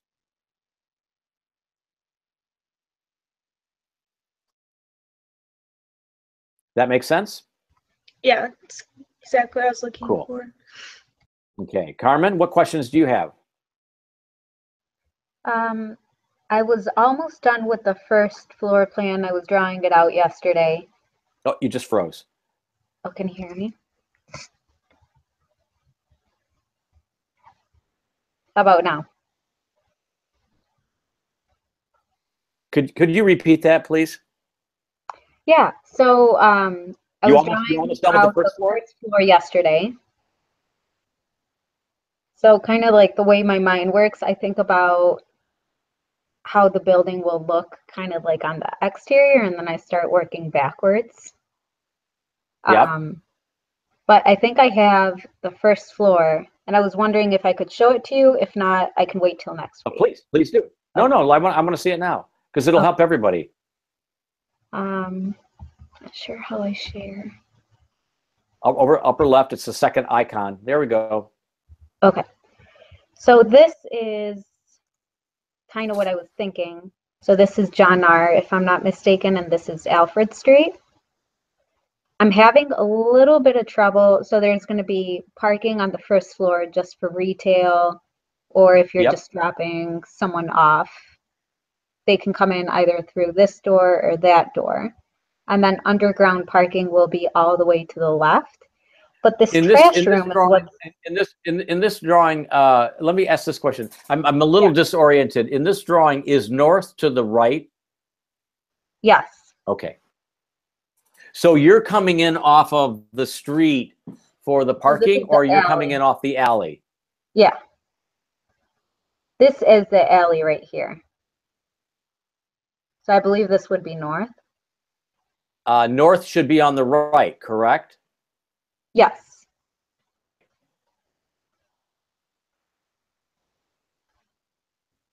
So if the alley is on the left and the and north is on the right, what I'm seeing is the ramp for underground parking running parallel to the alley and coming off the street. I have a problem with that. Okay. And why is I think you should come in. I think you should drive in off of John R., turn right into the alley, and go down a speed ramp along the west property line or along the middle of the development. Okay. And I think all of this black ink work, right, needs to get compressed closer to both streets to free up an area to make more of an L-shaped program for the first floor. Okay. I love the stairways being remote as they are, but Carmen, they need to discharge to the street. Okay, so it's not like it cannot be inboard like you've drawn them. Through the hallway and then out the door. You can only have one stairway go through the lobby that takes you to the street, but you should always try to get the stairway to the street as quickly as possible. Okay. The idea of the exercise room on the street. The dog wash. But is that separate? Is that On each floor, could should be- there be a dog washroom, or It could be on any one. It could be on the middle floor. Okay, so it doesn't necessarily have to be It does not downstairs. have to You be on the wash your ground dog, bring it up. Okay. Nope. The trash room on the street is maybe a problem. I think you have to link that to the parking. Okay. Is there going to be a problem And I think if the truck comes in and then out? I was just thinking like those no, are I big, think big the truck has to drive into the alley, back into the site, load up, and then pull out of the site. Okay. Yeah, I think that would be better. Just anything blue. That's where I was thinking glass. It I just kind of understand. ruins my front entrance with the trash room. So that would Yeah, be that's kind of like, a better solution. I do think the trash room, everyone, has to be on the ground floor. I just think it has to link to the back of house. So Okay. I'm gonna remember the screen share I just gave Alex of. Yes. I think that kind of L-shaped configuration for the ground floor is kind of like try to resist doing something that's more pure in geometry like you've drawn, and I'm trying to encourage you to do something that runs along both streets. Okay. All right. The foyer is lovely. I think you could have a baby gender party in that lobby, but it's not going to make any money for the developer. Yeah, this retail is one extra. These are actually like 2,500. This is probably like 3,000 square feet. So Yeah, they're you only larger need than two. what you were saying. Yeah, you only This I was need two. thinking like a cafeteria, but this is quite large. And then the lockers. Yeah, I think the lobby only needs to be, 12 by 10. 12 by 10. Okay. It can be very small. Okay. Have you? Yeah, I can configure some things. And then the lockers, like you were telling, ooh, I was thinking lockers, They could like be in the you put a basement. backpack but you're Yeah, that thinking kind of more of stuff. locker units like your snowboard, ski. Yeah, I mean, I think they're 5 feet by 4 feet by like 5 feet tall or 4 feet tall, and you do one on top of the other, and they're all like in chain link fence. Yeah. Yeah. So I can actually see what kind of snowboard you guys use, that kind of thing. But they're all under a padlock. All right. And then how about the bikes? I mean, it's nice just to get it off of the parking. You come out of the building. But could that be in the basement as well, the bikes? To go up the ramp? Yeah, that could. I'm ambivalent about the bikes because so many things are in a bike share format right now in Detroit. So I don't know that we need to have this, but I've included it because I thought you guys would appreciate me for that. Yeah. The bikes could be in the basement. Okay. You could like start your morning ride with a ride up the speed ramp to get the heart pounding. Right? And you can end your day coasting down the speed ramp as long as your brakes work.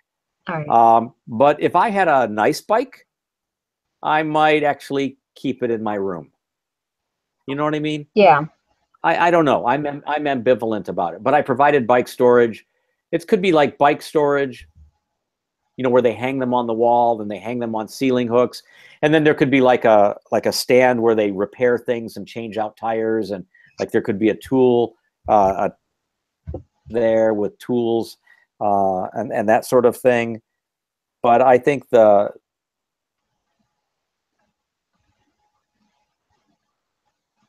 bikes, maybe it's just for like 15 or 20 bikes. Okay, 15 or 20 bikes. Yeah, I think I made mine a little bit larger. It was a big Yeah, it looks space. like it. Yeah. It was like. So have you all ever played those like plastic puzzle games where you have a square and it's filled with lots of little squares that have letters printed on them, and then you have one square that's missing, and you're kind of like pushing and shoving the letters to spell words like in a crossword puzzle? I think you need to like shove all those bits and pieces, Carmen, so that they all like gather toward the street, and get the configuration, you guys, to hug the street as quickly and as efficiently as you can. And you remember the program brief that had the red line work that said where retail should go. You've got the retail sort of where it should go. But alternatively, I think you need to use the alley, you guys, as the ingress and egress for trash, for ground floor parking, and the speed ramp. You don't want to cut, you don't want to provide a cut, a new curb cut off of the cross street. Because you want architecture on those street walls, right? But I love the exercise room on the street wall. I love, you know, the lobby on the street wall. Of course, it has to be there. And then the stairways need to be as remote as practical, but they need to be either on the street. They need to either to the street or to the back of the property that's not built. Okay. No one's asked about the stairs. I would, if you do 12-foot floor to floor or 11-foot floor to floor, and you go back to Eric's and Josh's charts, right? You're going to have 11-inch treads, inch risers. You're going to have 4-foot stairways going up and down. You're going to have 2 handrails on each side. At the end of it all, ladies and gentlemen, those stairways are going to be around 9 feet by 20 feet, 9 feet by 22 feet. So the red squares that I showed you on the yellow trace a minute ago, right? I'm going to screen share it again.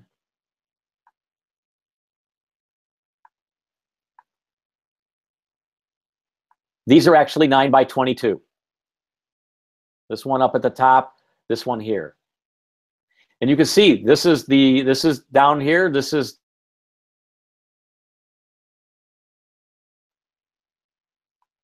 the vestibule right there. That's the lobby. That's the mail room.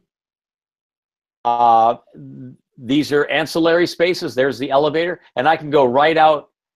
I can go right from John R. to the back of the parking realm. Here's my ADA spaces right here. Right? Here's the trash room and back of house. There's a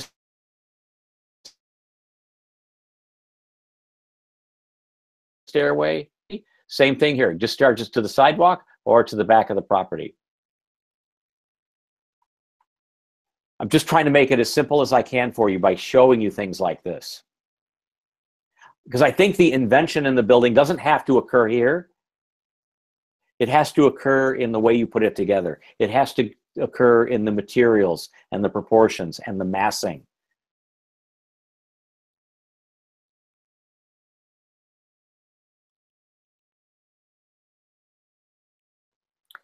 Can I give you some feedback too, Carmen? Which means this is going to be negative? Yes, that's please. Nope, okay. That's fine. Okay, so I can't tell if you drew to scale or not, but A little the next, yeah, I knew that. So the next step is to draw to scale, right? So you're gonna, this is how you draw to scale. You have, you're right-handed? Yes. Your scale in your left hand, in the right hand. The drawing is taped, the paper's taped down on the board. You draw a line and you scale it. You draw another line freehand and you scale it. Yeah. You're always, every time you're drawing, you're scaling. Yeah. And then things start to have dimensional truthfulness and accuracy. And then you start to understand the relationships of things. Okay? Yes.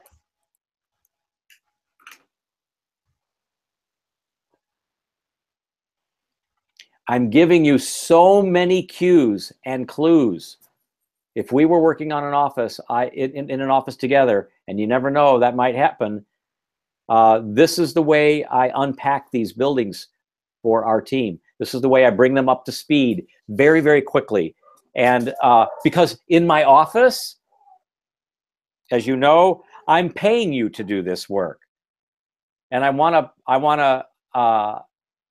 and certainly I pay you very well, but I also want you to do lots of things. So I don't want you to spin your wheels on just the floor plans and take 18 weeks to draw the floor plan. I want to get through it quickly so that we can liberate you to look at the outside of the building like you were talking about, Carmen. Because honestly, we'll end up spending 90% of our time on the plans anyways throughout the whole project. Because ADA is where the plan is tested when you start to look at the building from ADA. The plan is tested when you start to look at it for egress and occupancy. The plan is tested when you look at it from the perspective of rents and square footages, right? And material takeoffs for wood floors, for tile floors, for carpeting, for millwork, right? For ceiling materials and things like that. Reflective ceiling plans give you the ceiling materials. They give you the light fixture counts. So the plans will take forever. The plans in buildings like this, ladies and gentlemen, will take 95% of the time, right? The great architects, even like Robert Venturi, who is known for his sensitive delineation of the facades and their massing, told me in person at Lawrence Tech that he said, Mark, I spend most of my time on the plans. And I'm like, what? He goes, no, really. And he said, just what I told you. He said, we spend only 5% of our time on the facade and the materials and the massing because that's easy for us. The plans are held up to such a high standard.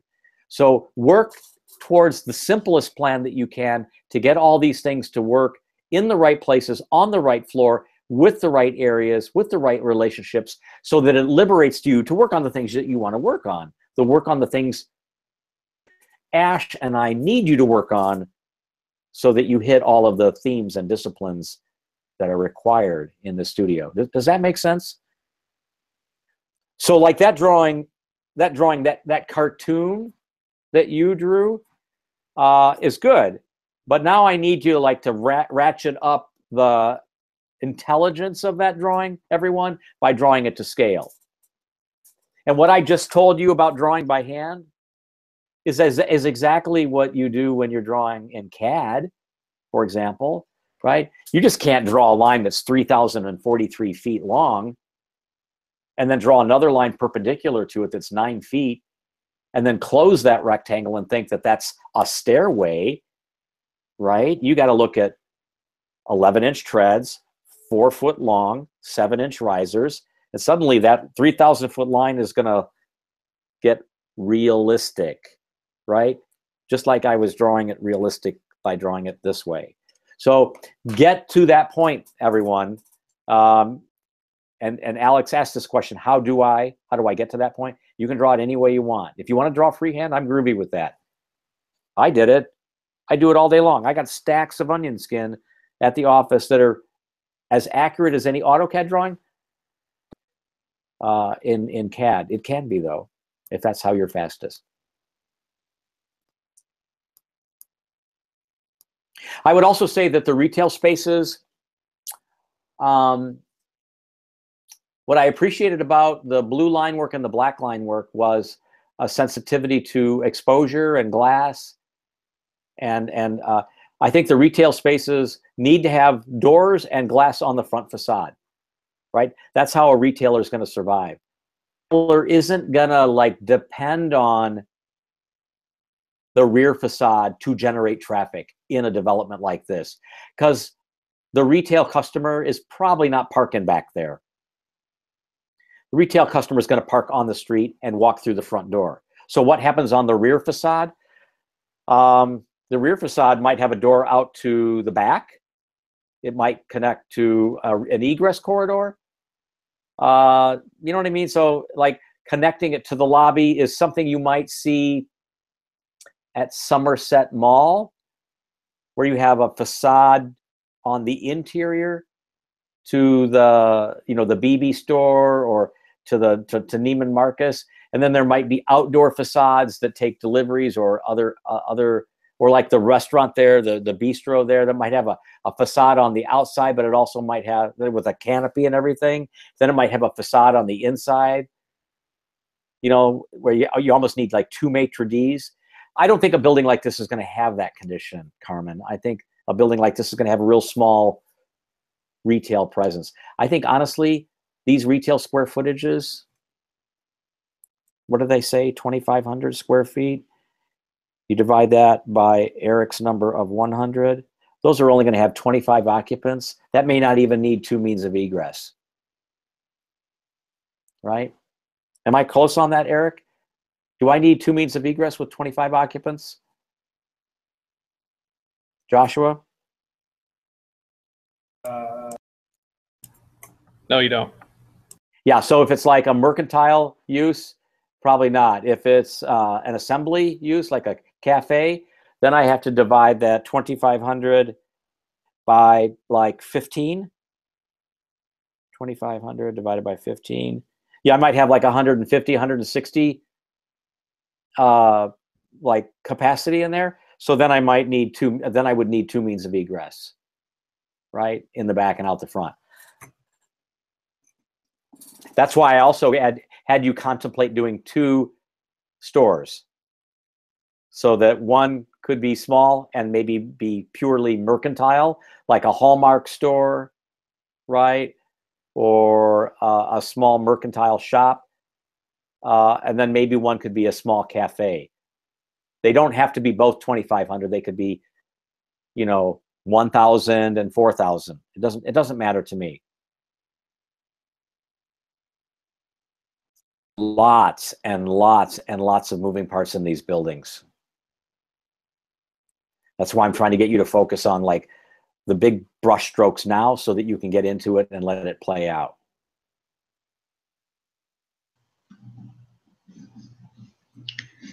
I have a question. So the Yes. retail space, it has to be 2 spaces?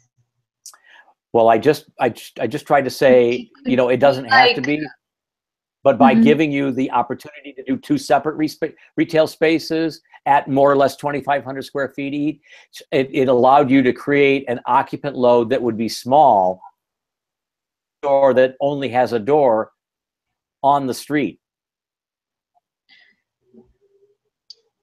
Okay. I'm trying to help you.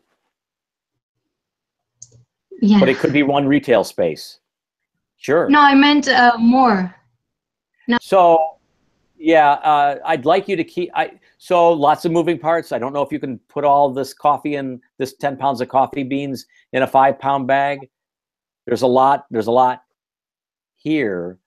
A developer would say to you, Nancy, do you really think I can get more? And their eyes are going to open up, and you're going to see dollar signs flickering in it, because retail space generates money. So yeah, actually, we have where we have our office, Commercial Plaza, and we have Shipley Donuts. I don't know if you know them. And I've it's heard of them. 2,000 square feet. And we have a taqueria, and it's 1,600 square feet. We have so you're almost up to 4,000. salad place, and that's 3,000 square feet. So yeah, you could do 3. I would just try to divide it up into 5,000 square feet. Okay.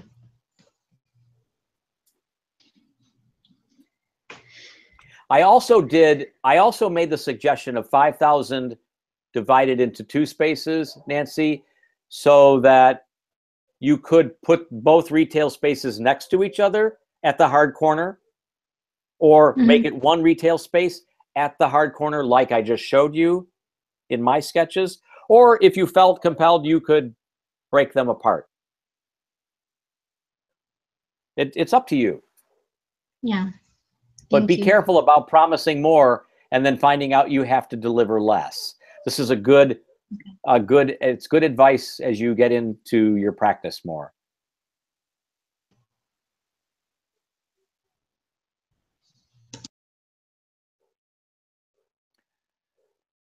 So, Nancy or Carmen or Alexandra, do you have any other questions? No, I'm good. No, not Yeah, right I'm now. good. I'm going to say that again. I'm good. Okay, I'm going to send the note to Ash now to let him know that you're ready. The only issue will be that Paige won't be here for this. She can't be here till around 9 o'clock tonight, so I'm going to try and visit with her after that, and then and I hope Ash can join us now. I'm going to let him know that you guys are ready in an email.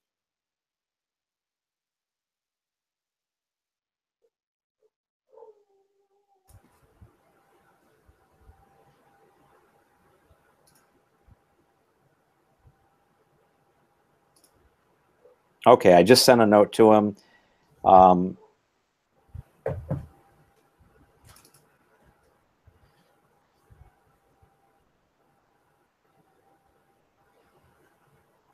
I hope he can come in. I don't see him yet.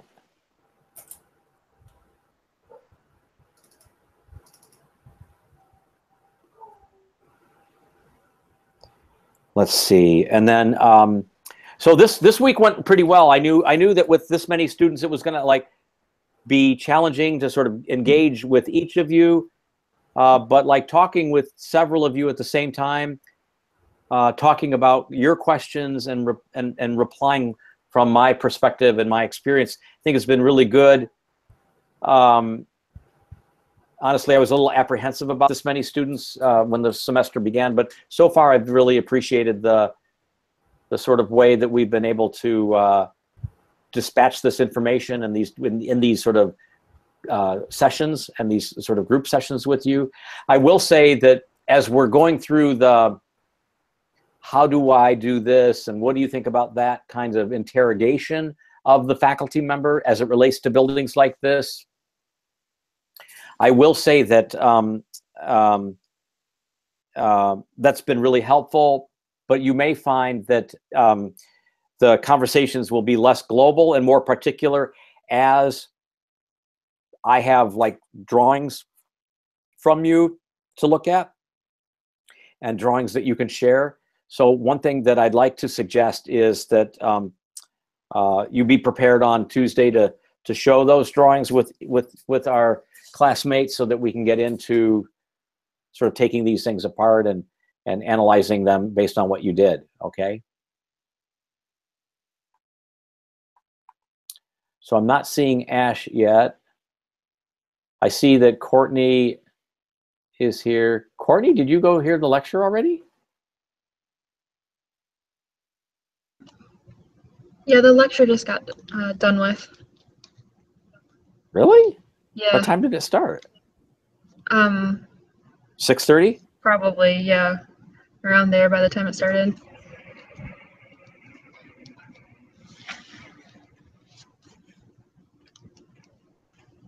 Did the lecture start at 6:30? I think it was around that time. I wasn't sure what time it actually started. You know how those things go. Okay. Yeah, good. Okay. So we're kind of done for this evening in terms of like my role. I've invited Ash and asked him to come in through an invite and through an email. So he's not here yet. So I'm available to answer any questions for Michael or Rasha or you, Courtney, now that you're here. And for Michael, Courtney, and Rasha, Alexandra's back, so we're really elated to see you back again. But do you all have any questions? I don't have a question per se, but I made a new drive on the folder called Model Organization under Module 2. And in that, there's a site plan that I've been using to sketch on that's scaled for an 11 by 17 piece of paper. If other people need something to sketch on top of. I didn't get all of that. Oh, I see. Gotcha. It's scaled to 1/32 of an inch equals a foot. If people need something to sketch on top. Yep. I might suggest, this is great. I might suggest, Michael, that you rotate this so that John R is true north, is true up and down. It'll make it a lot easier for people to see more of the context, and it will make it easier for you to draw things and measure things. I agree. That would be good. All right, I'll do that right now. I made a bigger one. This one is 1/28.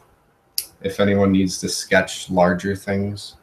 Yeah, if you guys want to do like your massing studies, this would be a perfect drawing to do that on. Yeah.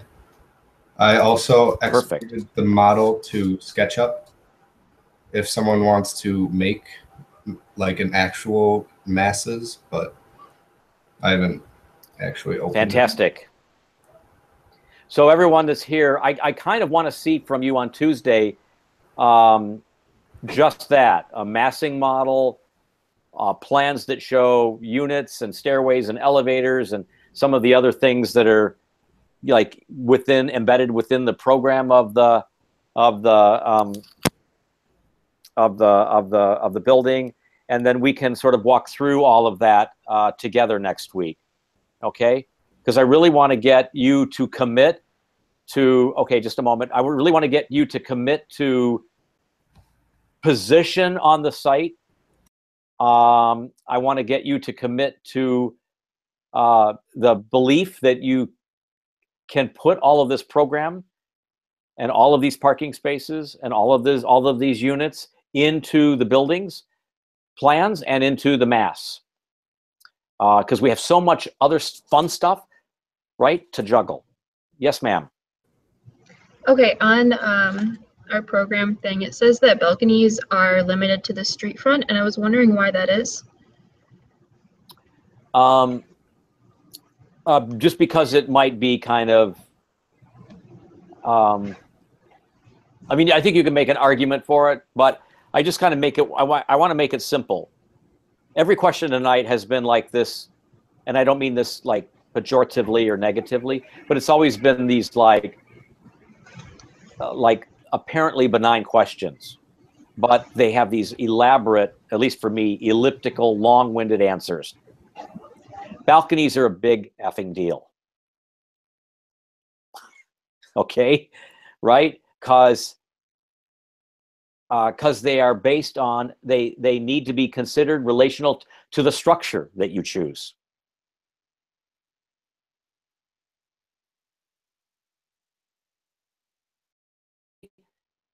Then how do you do wood balconies? Are they cantilevered? Or are they hung off of the wood skin?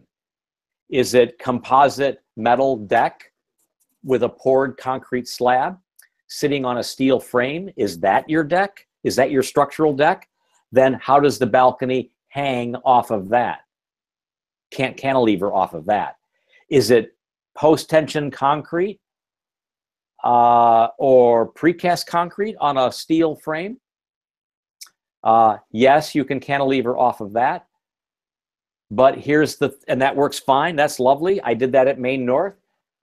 But how, think about this. How do you, in a cantilevered precast concrete deck or in a cantilevered poured in place post-tension deck, how do you nip the, how do you create the thermal break? That slab's hanging out there in the breeze in February. It's been out there freezing its arse off since November, right? It's cold, and if it's continuous and integral to the floor slab that your living room is comprised of, then that cold is telegraphing into your unit, right? So, like, I'm trying to make it simpler for you. It's not just a willy and nilly requirement. It's just a requirement. But it's causing, so this is a great question, but you have to realize that every one of these questions is part of this. It's like a much more complex series of things that you need to sit down and talk through with your owner. It's like, you know, I might, if I'm an insomniac, I might go to my closet and take all the hangers, those silly metal hangers that I get from the dry cleaner, and space them out equidistantly at night. And they're nice and perfect. I close the door, I come back the next morning, and they've all like been doing the nasty. They're all tangled up. I don't know how that happened. And I reach in to grab one of them, and all of them come out. And that's kind of like these mixed-use buildings. They're all kind of interconnected into it's like so balconies, and the restriction of balconies is relational to the structural system, which has its own issues, is relational to thermal break, which has to do with the stuff Alex and Wu are talking about. Right? It's crazy fun. So my suggestion, oh, and then I haven't even gotten into the inset balcony, because I never talked about how big the balcony is, right? But the inset balcony, right? Love that idea. Then I don't have to cantilever anything. Then the space below is heating the balcony slab, so I'm not getting a thermal break issue, maybe. And maybe there's a way that that inset slab could sit on structure below, so it's its own thing and it's not connected to the living room slab. Okay, got that licked. But then I gotta like waterproof and detail the bejesus, not a technical term, out of that bathtub up there, right? Like my balcony's got to be bone freaking dry so it doesn't leak into your unit below. Oh, and then the inset balcony casts more shade right into your living room because it's not on the front. The living room is now indented from the front facade. Right? So balconies are like this wonderful, maddening thing. It's really complicated. This is a great question. And you thought you were going to get the answer. Oh, sure, go ahead and put balconies on the back. I had no idea. It's really more complicated. It's more complicated than that. And then there's the Romeo and Juliet balcony, right? Which is kind of a door wall that maybe has a little bit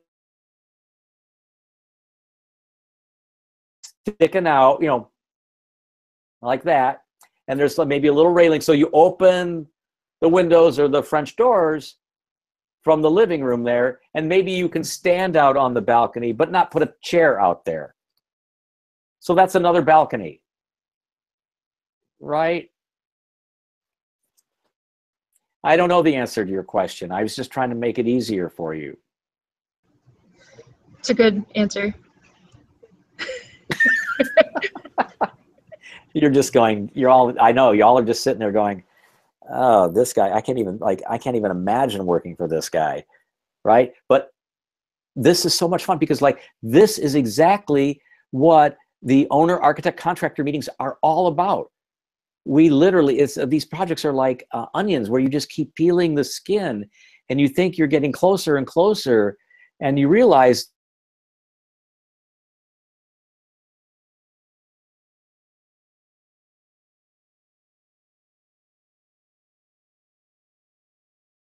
you're not going to take it all in, but you're going to get wet, right? And get you acclimated to the myriad of like questions that you need to be thinking about, and you need to be asking these questions.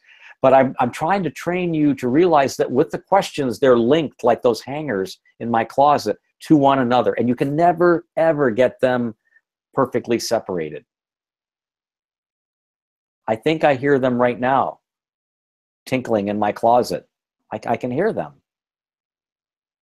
those hangers. Let me try Ash again. Did he say he was going to be here tonight, or was that another night?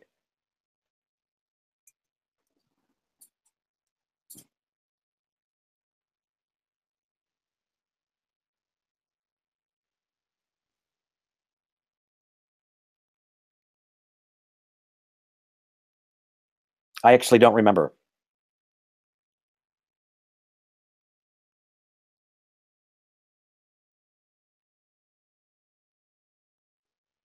No one seems to either. Okay. All right. So we'll just take a few minutes to break. I'm going to, I'll be back around 8 o'clock, perhaps with a cup of tea, and I'll be available just to sort of fraternize with you.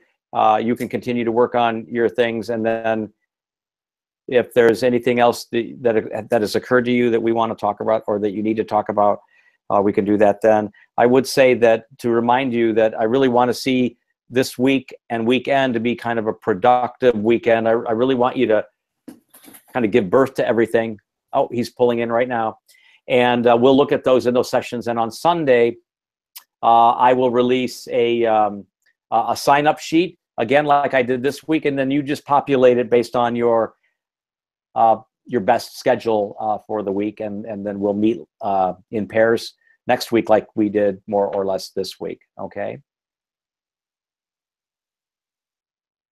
Does it, am I, so, oh, actually, Luis is not here. Oh, no, he is up here. Nancy, are you on Central Time?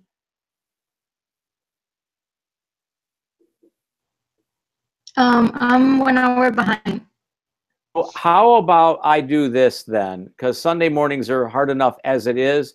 Is it better if I just post this at 8 o'clock Central Time, 9 o'clock Eastern Time? Because otherwise you're never going to get up early enough maybe to fill out the sign-up list. Would that be fairer for you? Okay, I'll do that, everyone. I'll send that out on Sunday morning at 9 o'clock, and then you can sign up accordingly. And then I'm going to turn the mic over to Ash. Greetings. And so we've been through everybody this week, and they're ready for your sort of feedback and any sort of questions that they might have. You're here to answer them. Yeah, I'm here. Any questions? I'm going to have a nice few slides here for metal walls that kind of proper to Michigan. One of the sort of widespread nowadays in the cold climates for enclosure systems. And this goes on either steel frame or concrete frame. So we'll talk about it today very quick, just to brainstorm some of the ideas while you doing your conceptual design and thinking about placing your program requirements and all this stuff. So before I start, any questions?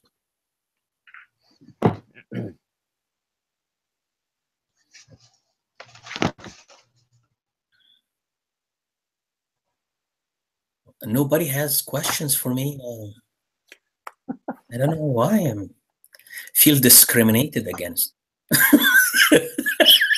Don't. Sorry. Actually, I have a question for you. Go ahead. As we're going through, I guess, these preliminary layouts, are you able to, I guess, guide us on space requirements for primary service shafts and things of that nature for HVAC and other building systems, so we can accommodate those systems right from the get-go?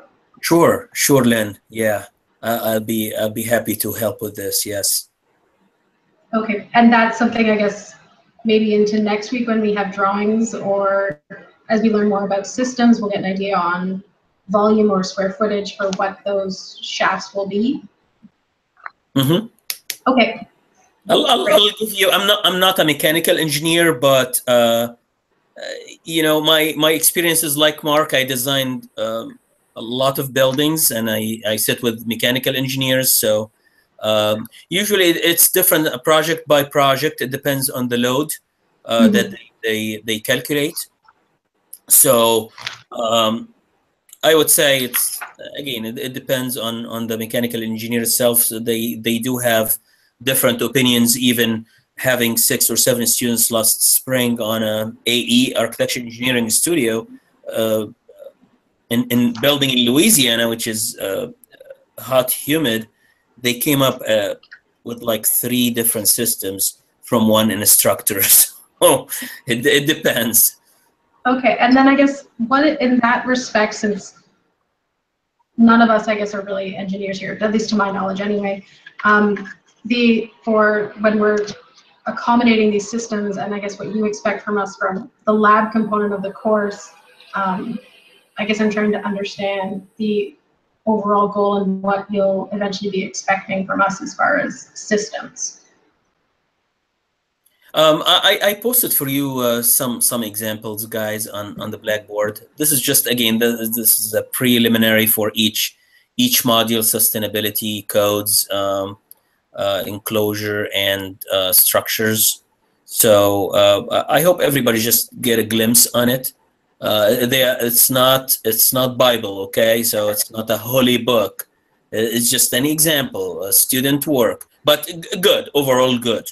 At least you kind of familiarize yourself with what's required. But as you go by, of course, we can have like individual meetings, like with Mark. You can sign up, or we can just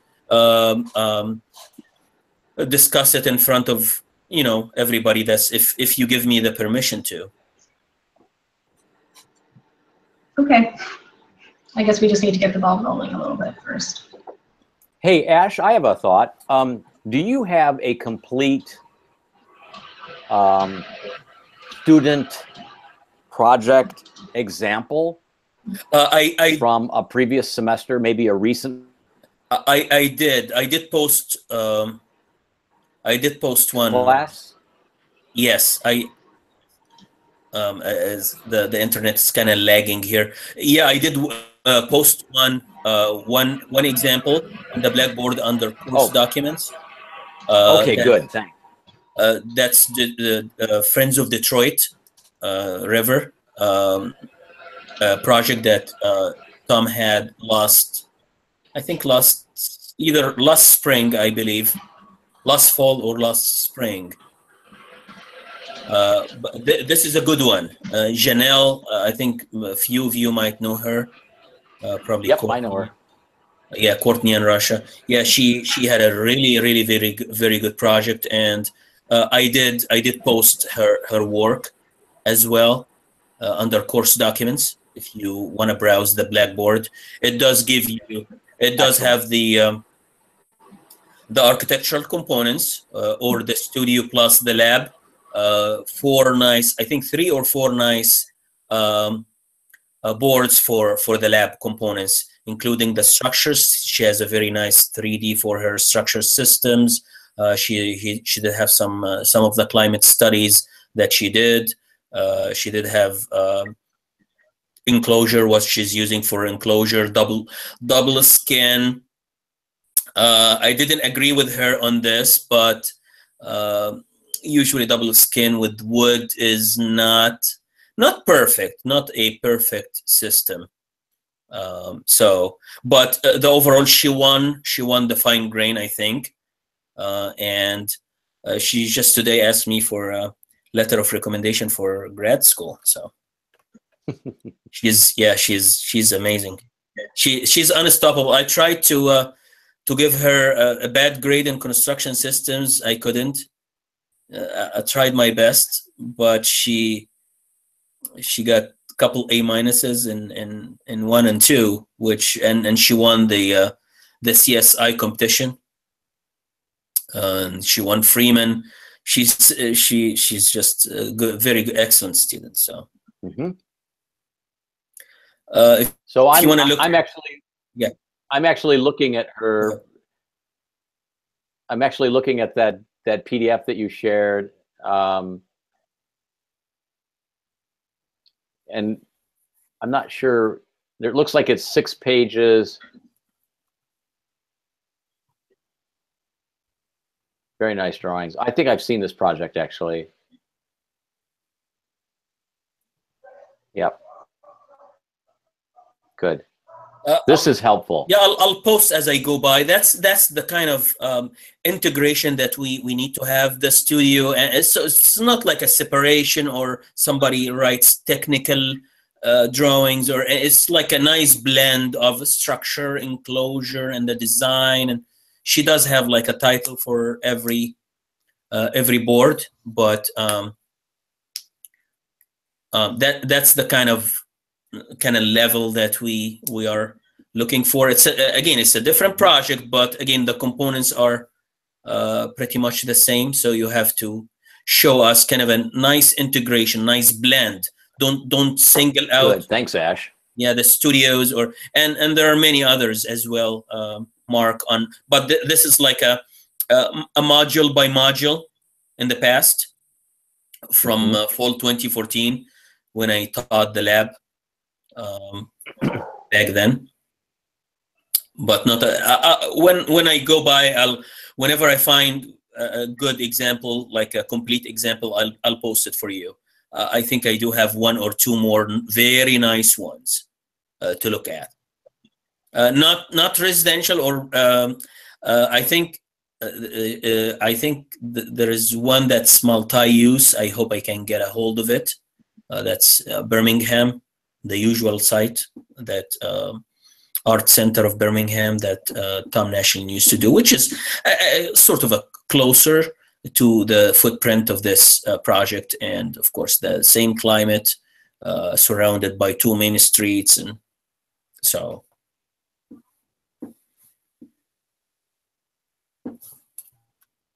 Thank you. Any questions before I start? Thanks, Lynn, for kind of trigger the discussion here. Anybody else? I think Nancy had a question. I'm so sorry. I kind of interrupted her. Or... Nancy, do you have a question, or should I proceed? No, I'm sorry. Go ahead. Okay.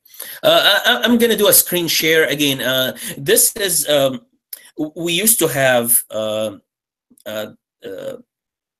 an AIA accredited presentations in construction systems 1 and 2 when we invite people from different, sometimes experts, sometimes manufacturers. So this one is going to talk about metal walls, very nice systems here for Michigan. There is another nice system, but was kind of a heavy. That's Katie Shelton, one of the examples. She did a double skin with residential, kind of weird, but as long as the science behind it is okay, we can agree on it and just pass it and give good grades for it, as long as the science behind it is strong. It was a B project, but overall not bad. Metal walls, I'm not here to promote anything. This is one way for enclosure. We can have another type of absorbing materials like brick and blocks. But today I'm going to talk very quick on the metal walls. Again, I'm not promoting this, so it seems commercial, but it's an AIA accredited presentation. So we're going to talk about some of the attributes for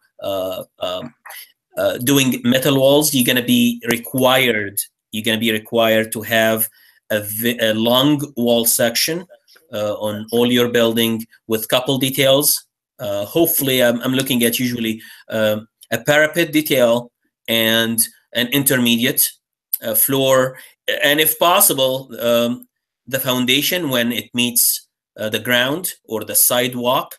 So these are, this is basically the enclosure assignment. But again, mine is a little bit towards the end. So as Lynn mentioned, we're not going to trigger that till you have something in hand, something that we can talk about, a scheme, or something that we can play with.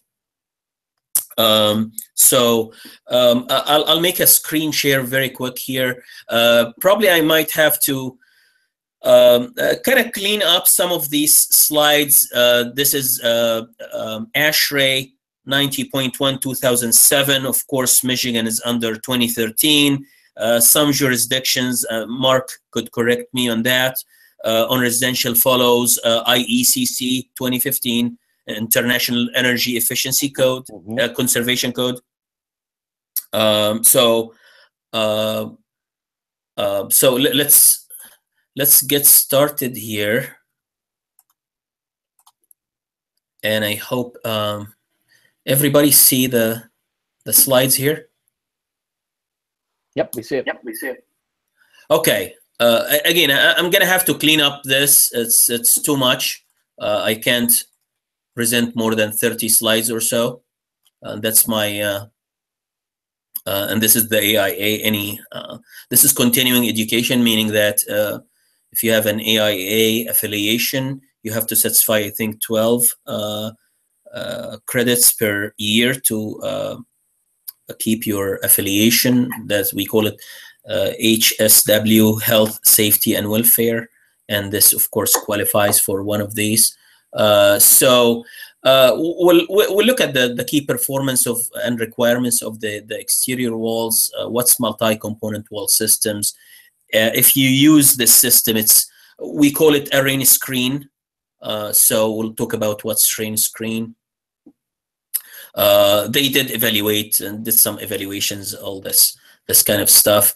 It's very nice system. Usually fit in cold climate is very well received. Why? Because metal does not expand that much in cold climate like Michigan. I would say zone 5 and up, 5, 6, 7, very good systems for enclosure. As you see here, that's one of the commercial buildings. You see the beauty of it is the module. You can pick any module you want, a horizontal, a vertical, or combined horizontal and vertical, and go with it. It's nice systems. It does have fire code compliant, SFPA 285 compliant, which means this is Fire Safety Association or Fire Sprinkler or Fire Protection Association. Simply what's SFPA 285 is, it prevents any combustible from being inserted in the wall systems. Simply it tells you to use not wood. That's the composite. So you can use steel studs or aluminum. That's the NFPA 285. No combustible materials inside your wall assembly, especially if you have a continuous cladding, meaning that your stud is outboard of your structure. Everybody with me? Mm-hmm. So that's simple as that. Why? Because if you have your slab cutting the wall system, that's a fire barrier. Okay, if you have a pure concrete, that's 3 hours. If you have the decking, I think that's 2 or 3 hours. The steel decking, and the steel has to be, of course, protected from the bottom with 2.5 to 3 inches of concrete. That gives you at least 2 hours. So let's see what we have here. We'll see how it controls air, water, and vapor. And again, fire code compliant, as NFPA 285. It does have it's nice, colorful. As you see here, it doesn't have. I think these are some louvers here, but as you see, a very nice blend of colors here. That's probably a residential. I don't know where these are. I'm so sorry. Some of them are from the United States. Most of them are from the United States, 90% plus. But an example or two, I think they are from outside. It's mold resistance, kind of typical construction, which is depends on redundancy, and will simply here it just tells you about mold problems. We do have, and here's something that I'm going to be a little bit of a dictator here on this class. Bat insulation proved to have dew points happening at certain times of the year. Sometimes I think I'm not sure if I do have it here, but some studies by Dow and other companies have done this, and this is why you see this mold, simply because condensation happened inside the batt insulation. It begins to affect the steel studs. You get corrosion at the bottom usually, and then as you see, mold form. As we go by to the section, I'll show you what I expect in terms of wall sections or enclosure this semester. This is climatic zone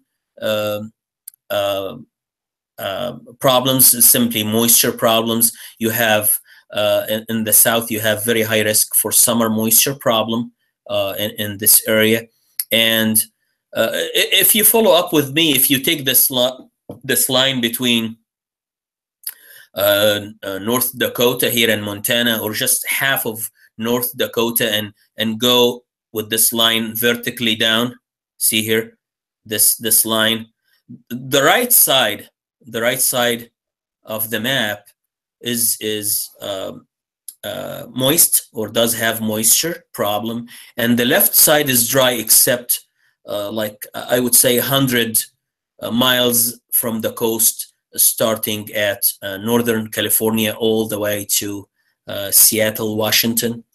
I would say like 100 miles, and that's we call it marine climate, which it rains a lot in there. You have a lot of trees, though. So if we look at the map of the United States again, the right or the east half is moist, the west half is dry.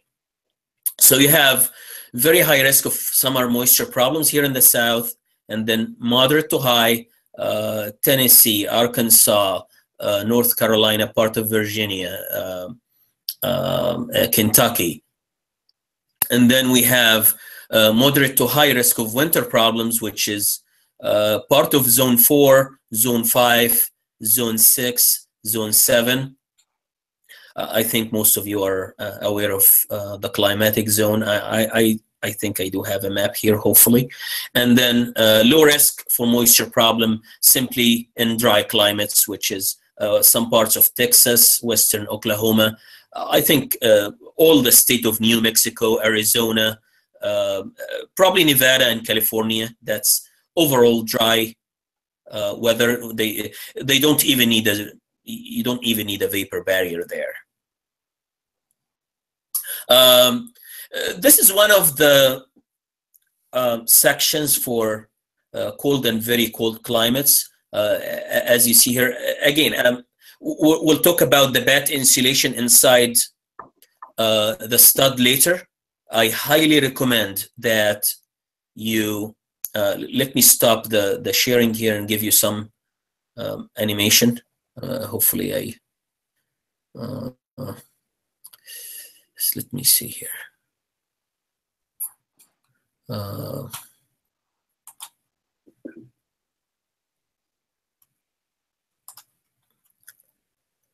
Boy, I don't have it.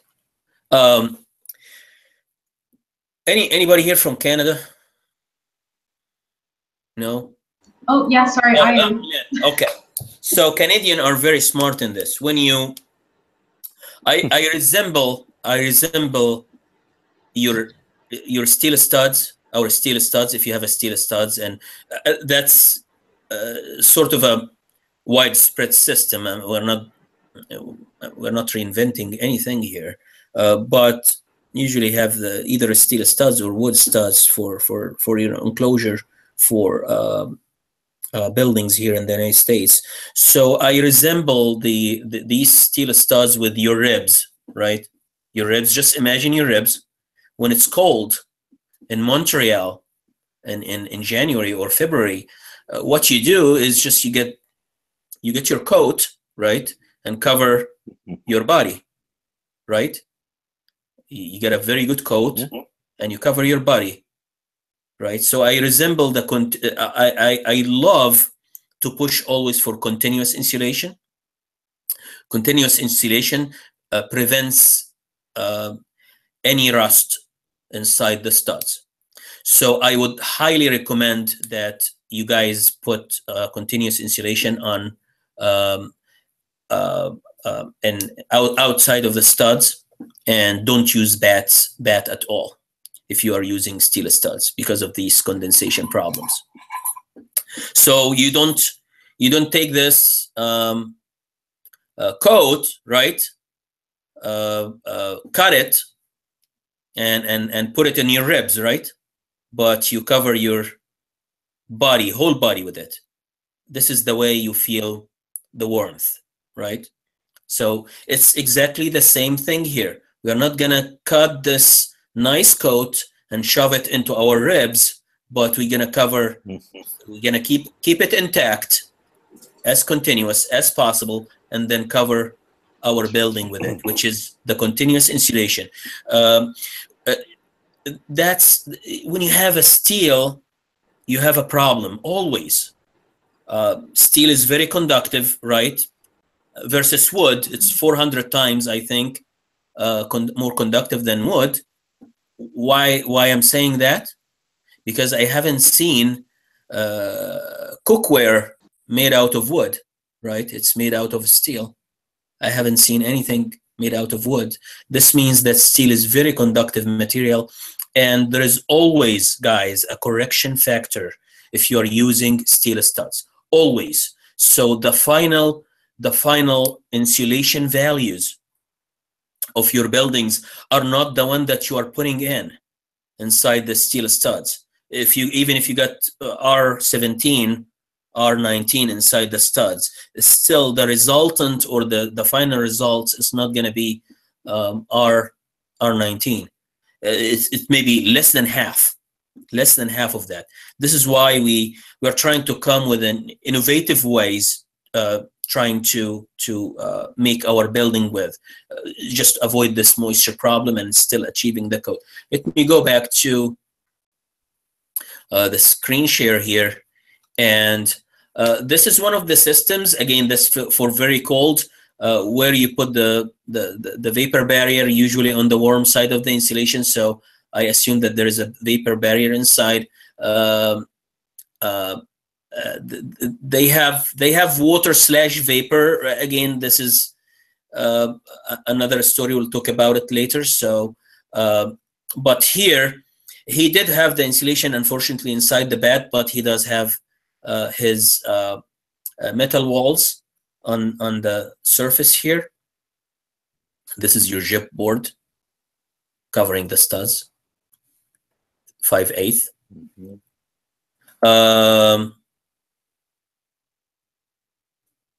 Let's see. That's what happens inside the studs when you have a cold climate, right? You get a condensation around the studs, which make it vulnerable to corrosion.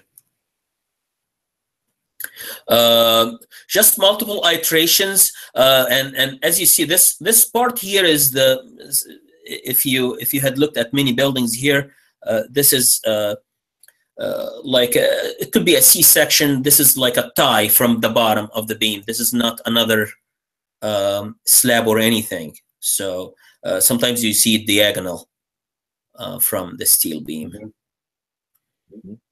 And this is, again, the slab here interrupts the cavity. I call it the cavity.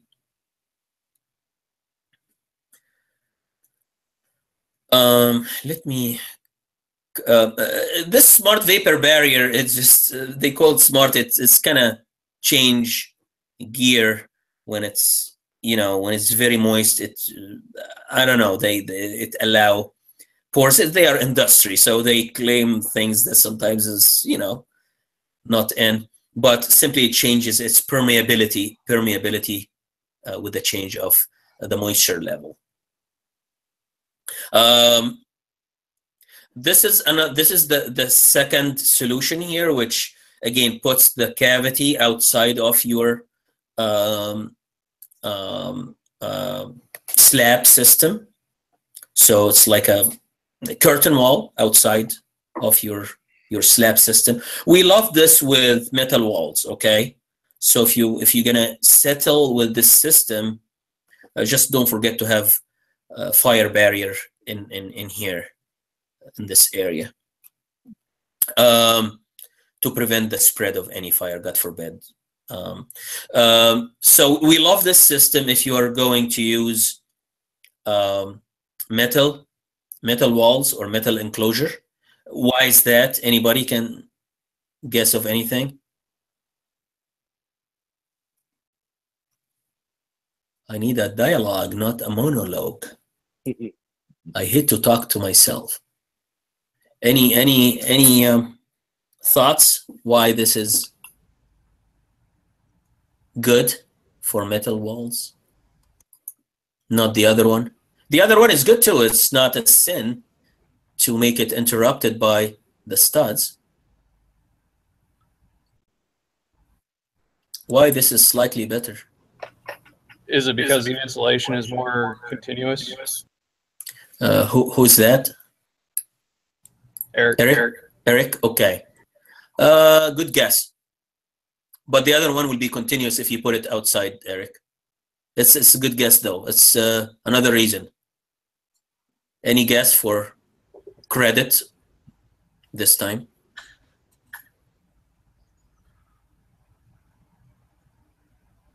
Water can drain to the bottom. Like if you get moisture inside of between the studs, then it could permeate to the bottom and maybe weep out. Yep, that's Eric or Josh? That's Josh. Josh, okay. Another good guess. What else? Hey, I'll show you what Josh is just talking about. He's right. I'll show you the detail later in a later slide. What else?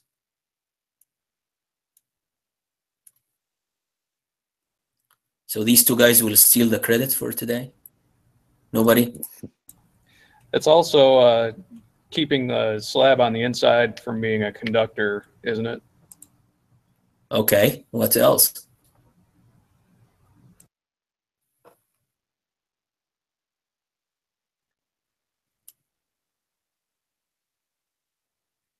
Anybody else?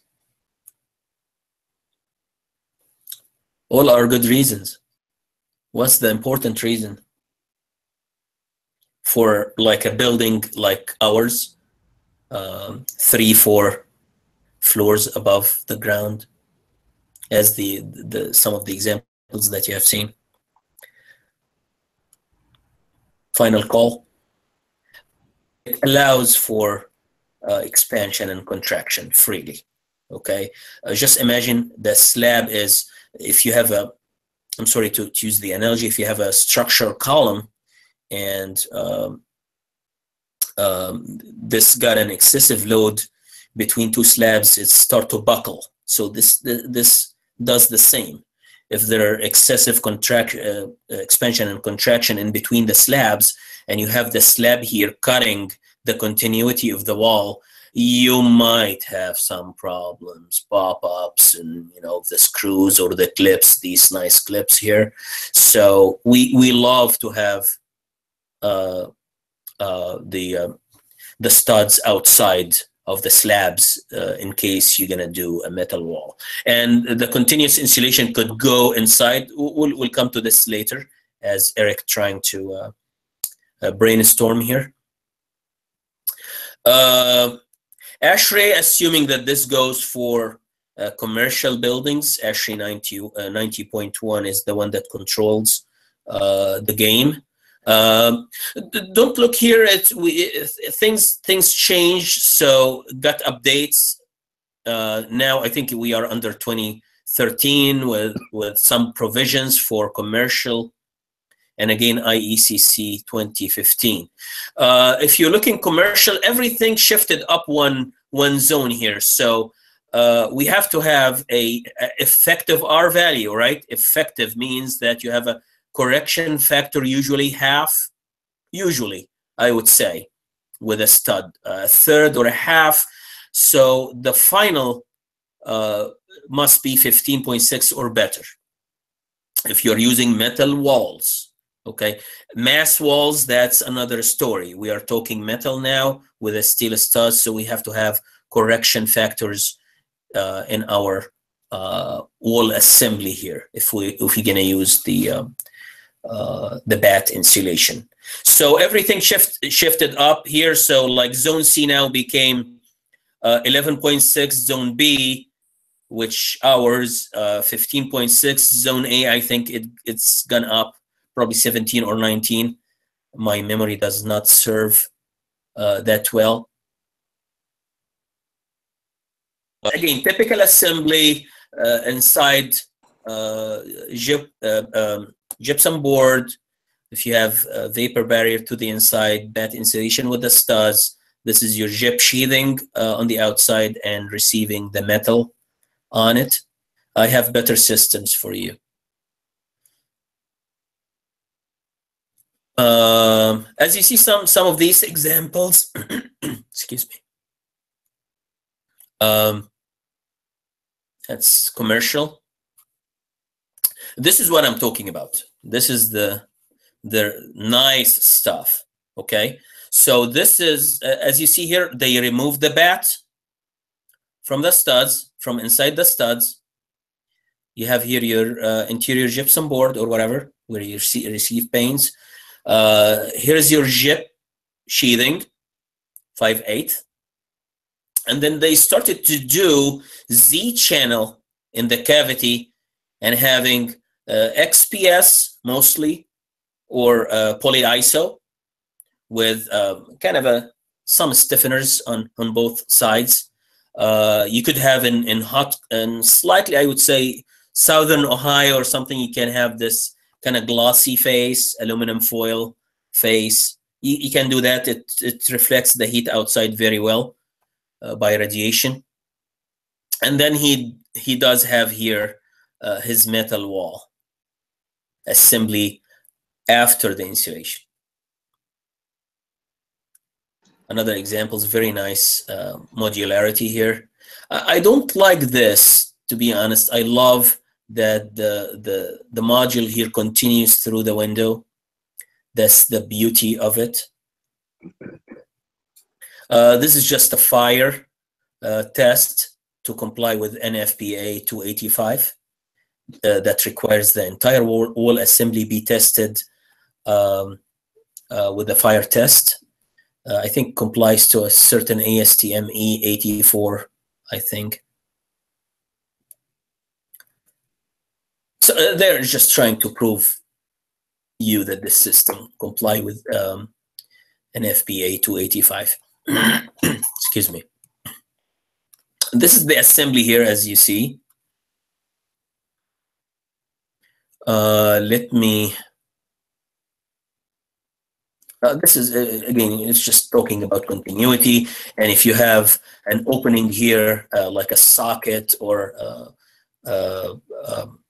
electrical outlet, that's another problem usually that makes the wall vulnerable to moisture problems when you use batt insulation inside. This is the roof. You can, it just shows you that you can continue with it as a parapet as well. And this, I hope you see this layer here, hardboard insulation. We love that you guys kind of make a continuous insulation with the outside. So your insulation might, it's not required, but it's one of the good practices that kind of make a hump here and jump, you know, jump all around. But that's not required, okay? Here just shows you how the gyp sheathing goes around the beam. This is a detail of a window. Now they can, you can have a compatible window with your system. I'll show you one slide later. Here is the inclined members that hold the studs that I was talking about.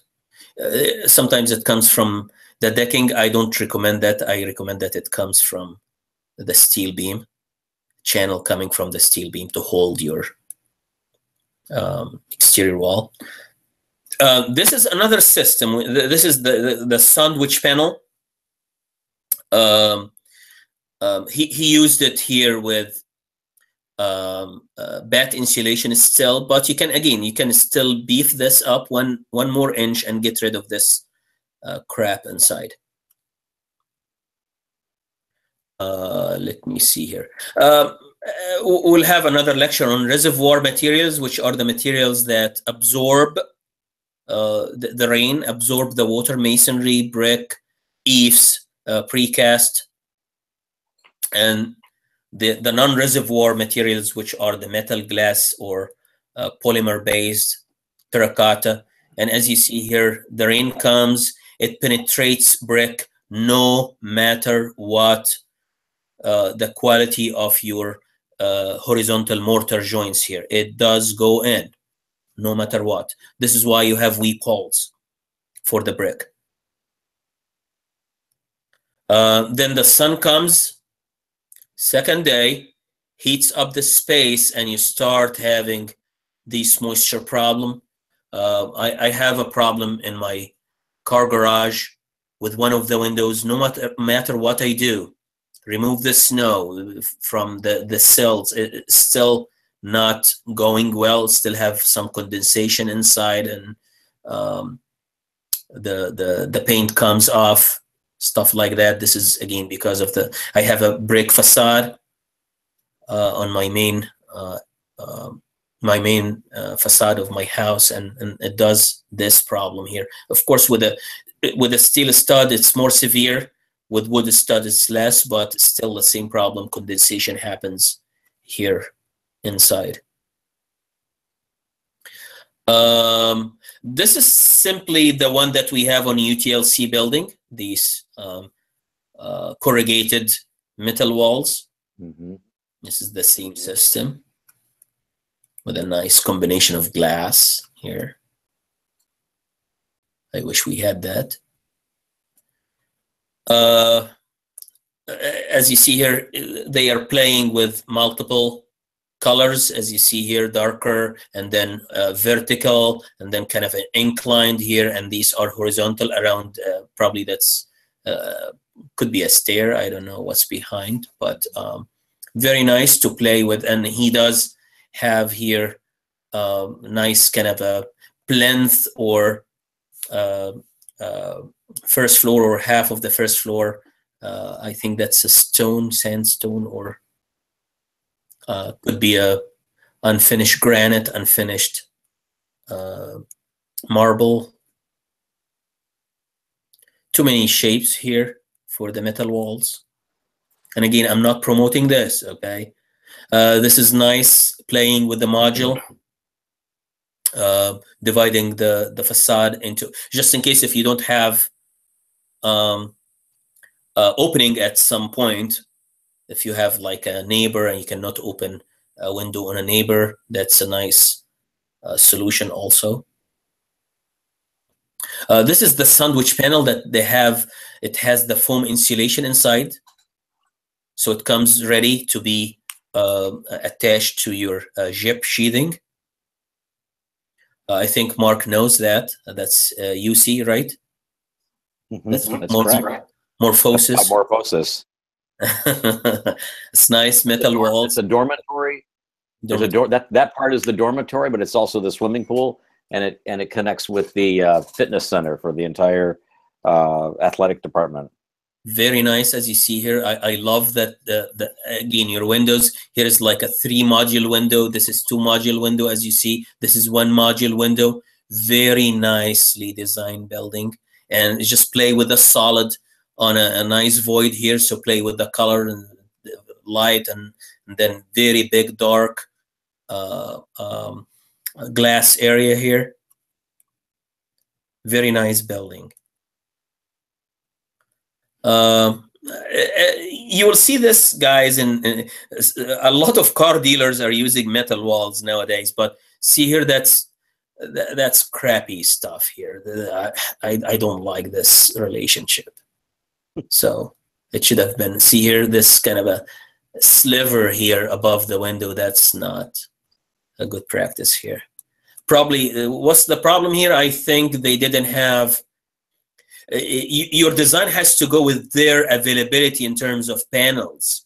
So if you want to go out of the norm and they devote a line for you to manufacture a panel for your own, okay, good luck. You're going to pay 3 times the price of a regular panel like this. This is why he ends up cutting this panel and use this kind of a module to just save. It's VE, value engineering. Everything is VEs here. VE'd in this country, unfortunately. Which, yeah, I would make Mark Farlow even more famous if nothing is value engineered in this country. That's right. Yeah,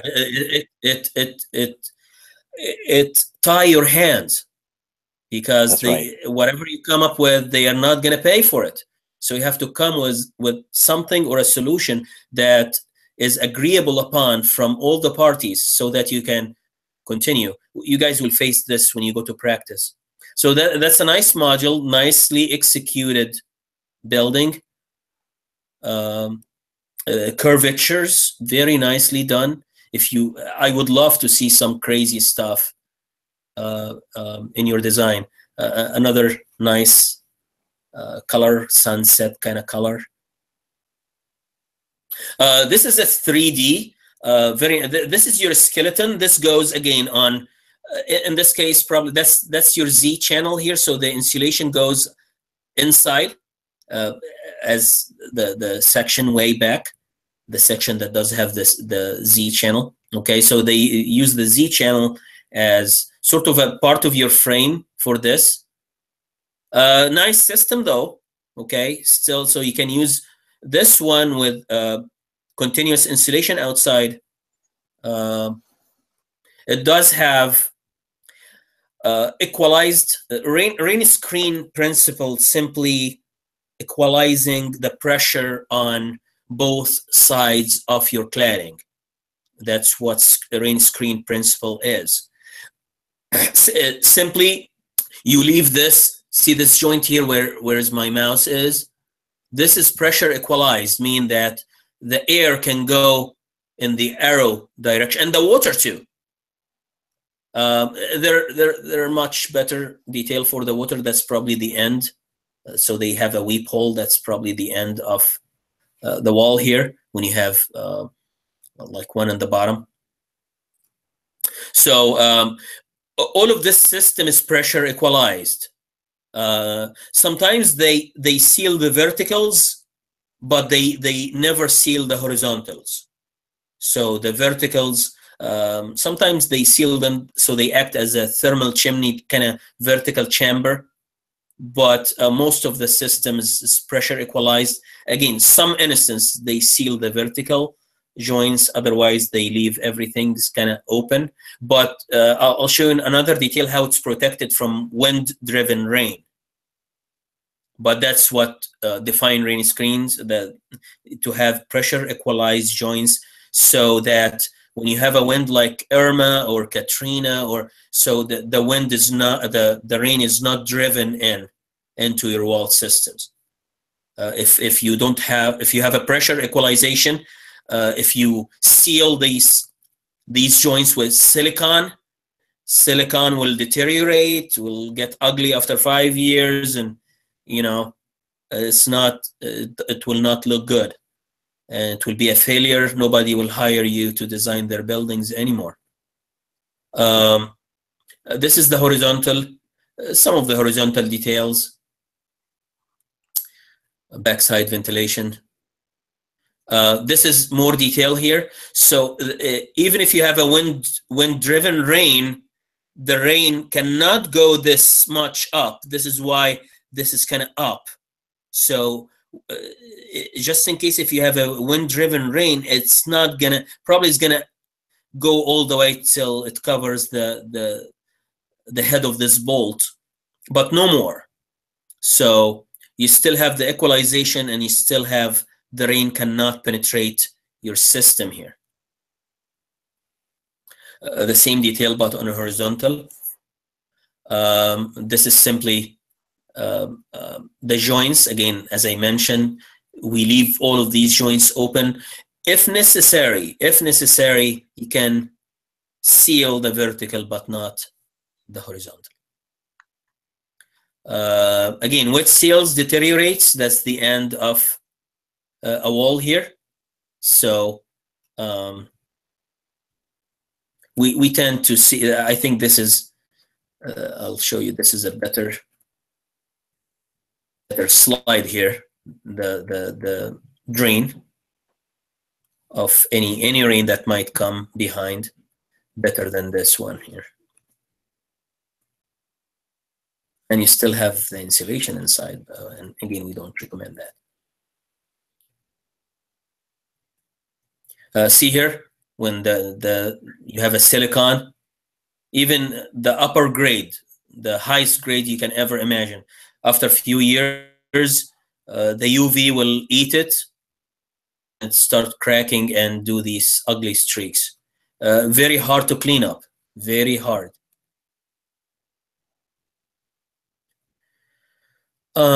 These are the tests that they do on this, again, to comply. If you specify this, it conform to some ASTM tests, water infiltration, NFPA, rain screen infiltration. These are very important tests, and they tell you at the end, I think that's one of the mock-up, and then they have a wind-driven rain with at least 30 miles per hour or more, and they test if the rain goes inside your assembly or not. These are the two tests, AAMA 501.1 and 508-07. And they set their mock-up, and they start looking for any, here's the water rate sprays, and you don't have to worry about that. They take care of it. These are some findings. These are some profiles here. Again, this is number C here is the one that we have, probably number A. I do have a sample in my office from the manufacturer of the one that we have on UTLC building. As you see here, TC, which is this one, it just came up to have a minimum. That's the water penetration here, panel A, B, C, TC, and TC here is the best. Again, why? As I mentioned to you, the penetration does have an equalized pressure joint here, left open. The water cannot get in. Very well designed joint, and here is the absolutely one. It does have better joint. Again, it does not. The water cannot cross this hump here. So even with wind-driven rain, so this is why it's kind of less. This is probably not as good of a system because of the water I think can get to this hump, and here it's just a small distance. As long as it passes, fine, but you better do a good practice here and pick the better system. Another detail for the joint, equalized pressure joint. Avoid using surface sealed metal wall systems. Again, it's streaks, and this is a good one. It's expensive. I hope I have a slide at the end in Boston for a hospital that is done with this system. So simply, this is like I hate to say cheap metal on both sides. Okay, so this is your vapor barrier and your insulation combo. Okay, installed, of course, on we prefer still to have JIP sheathing here. Some they said no, we have tightness here, so we just install it on a slide with on the studs with some accessories.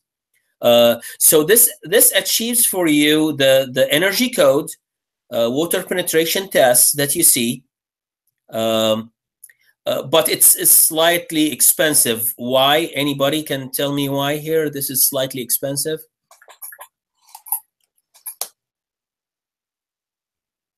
I'll start give huge credit for people who talk to me.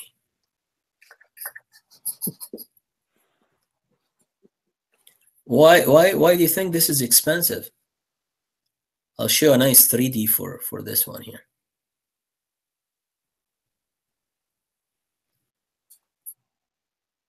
Any thoughts?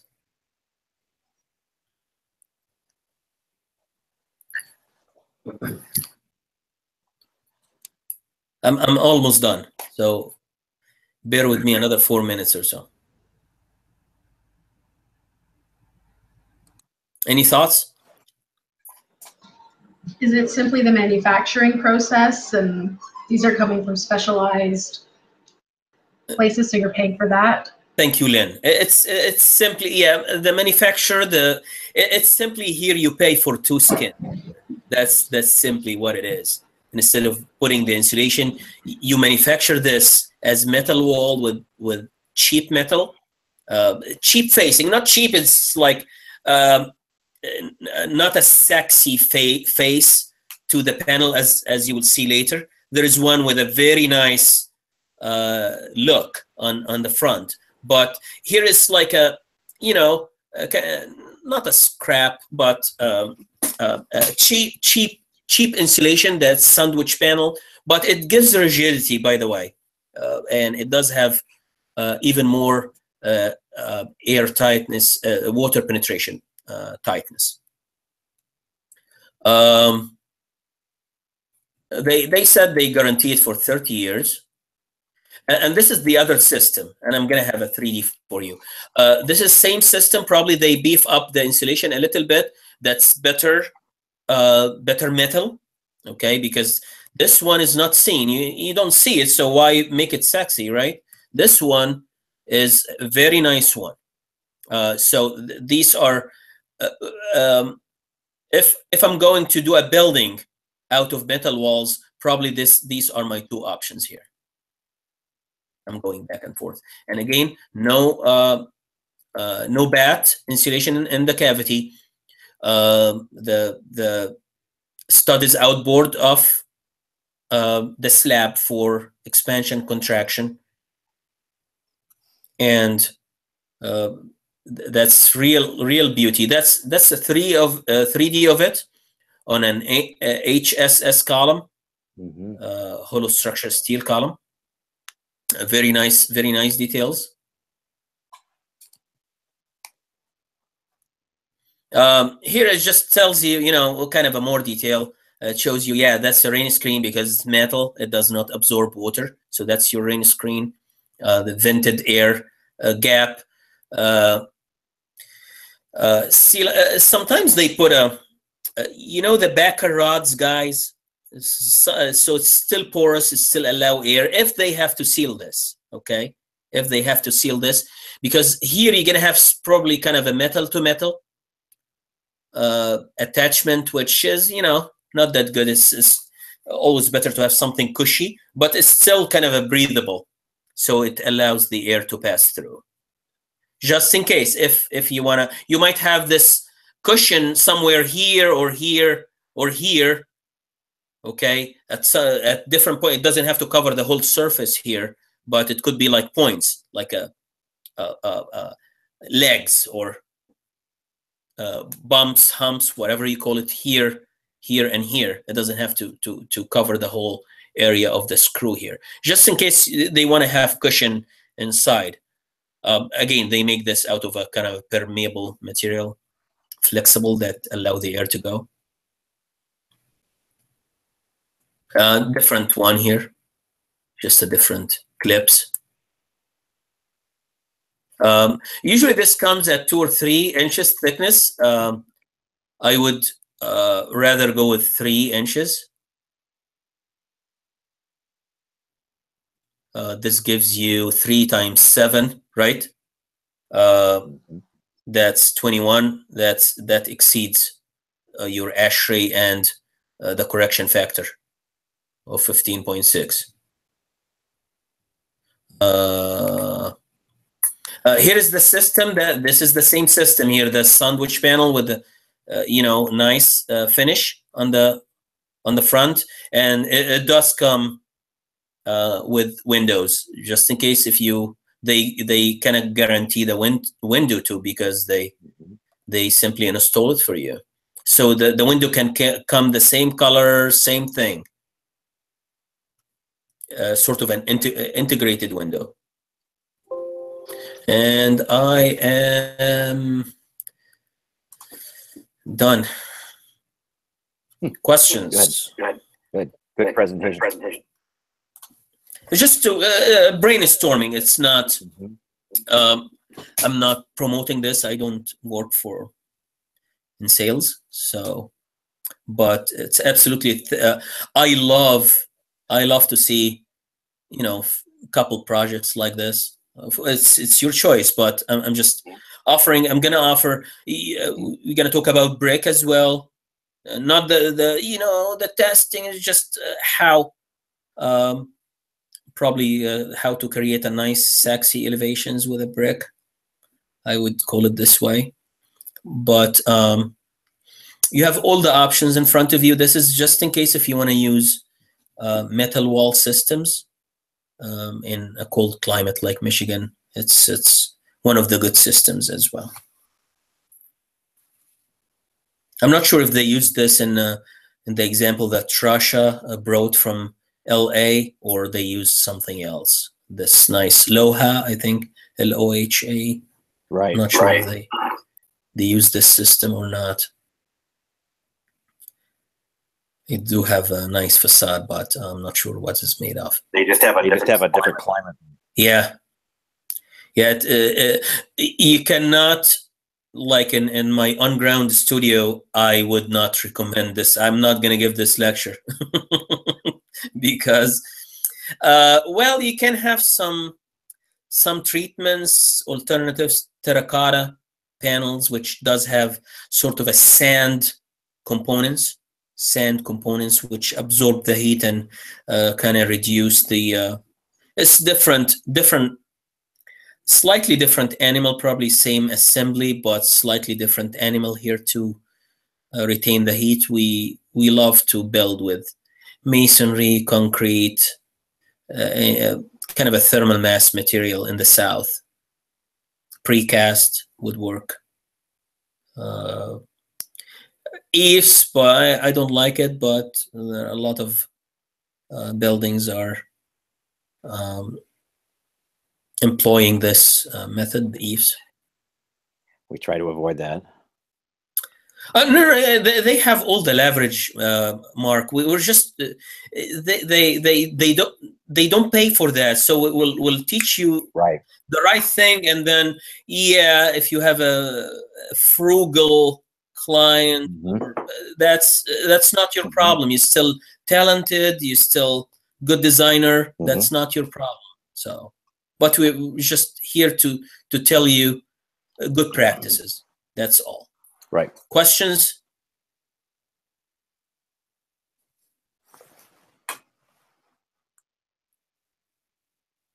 Please. For credit. No questions for Ash? I give Lynn, Josh, and Eric credit here. Okay. That's the lab. I have 5% leverage on participation. So. For example, here in Texas, something that's being coming popular is the isolated concrete forms. It's really expensive, but it works really good with the. We actually built our commercial plaza where we have our office with ICF, and that was because the owner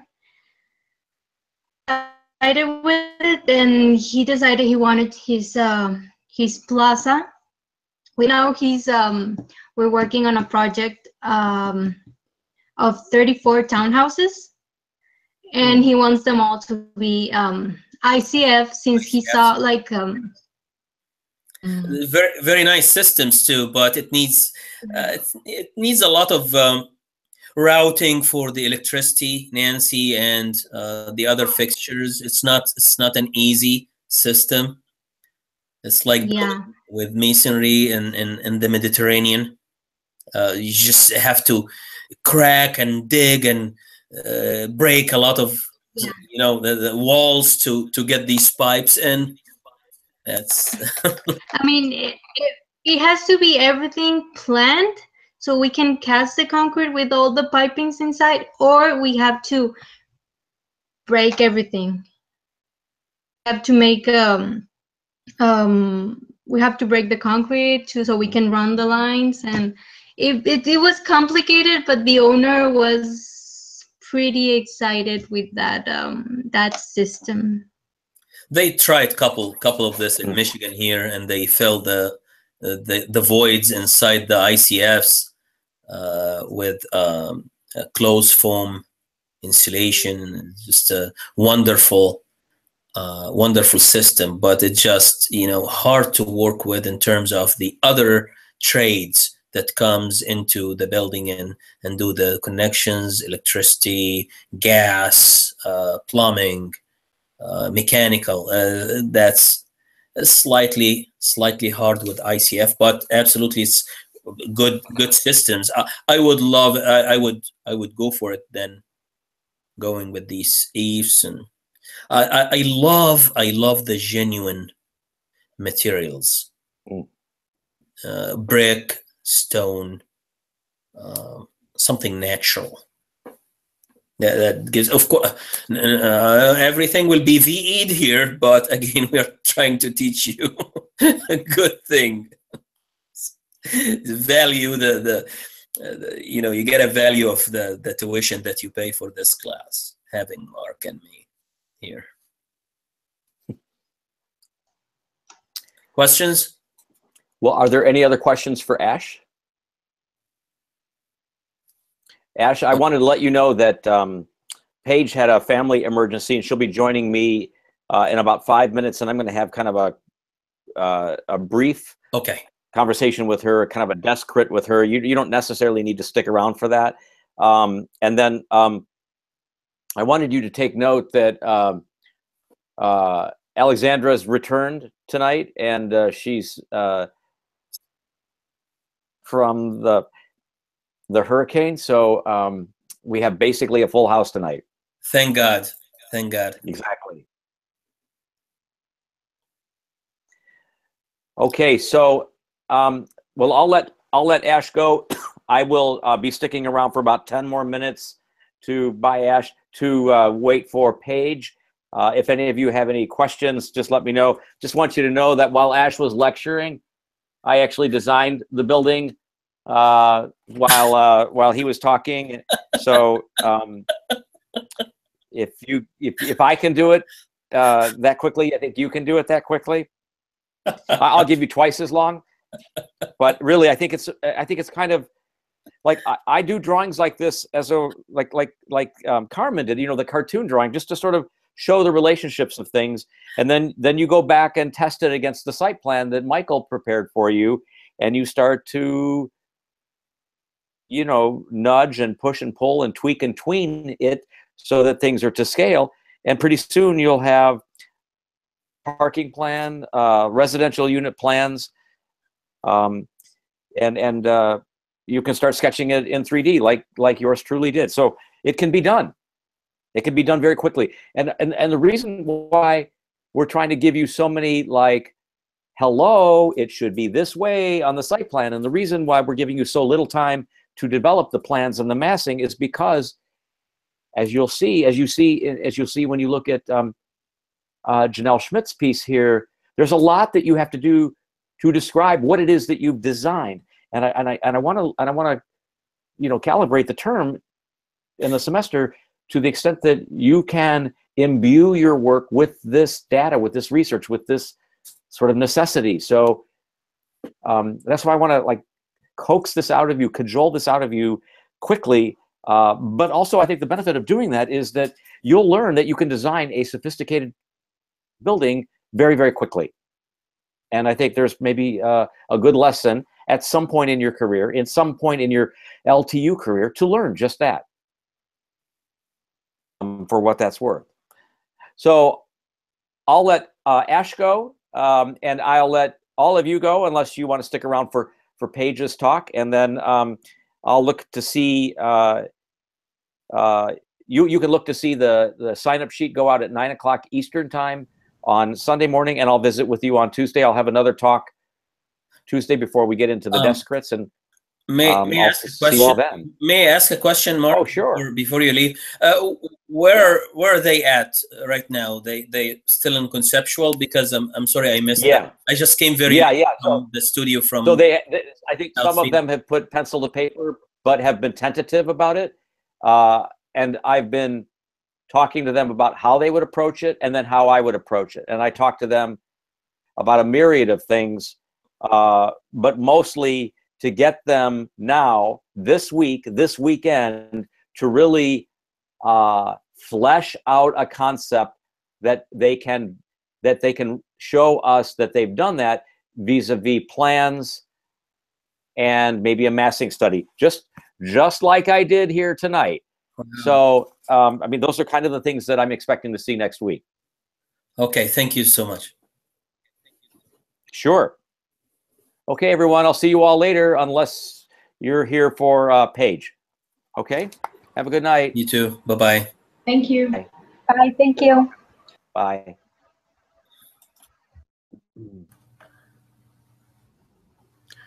I have a question. So, yes, yeah, so the wall section Ash just showed remind me about if we can the climate situation, can we do the underground parking? Yes. There's a heavy rain. Yeah. And the water. Yeah. So not that good. So wait. Ask that last part of the question again. Yeah. So if the rain is very heavy, I don't know about the situation about that street. About the water drain. If what is really heavy? What component is heavy? Rain. The green. Rain. But how do can you? Rain.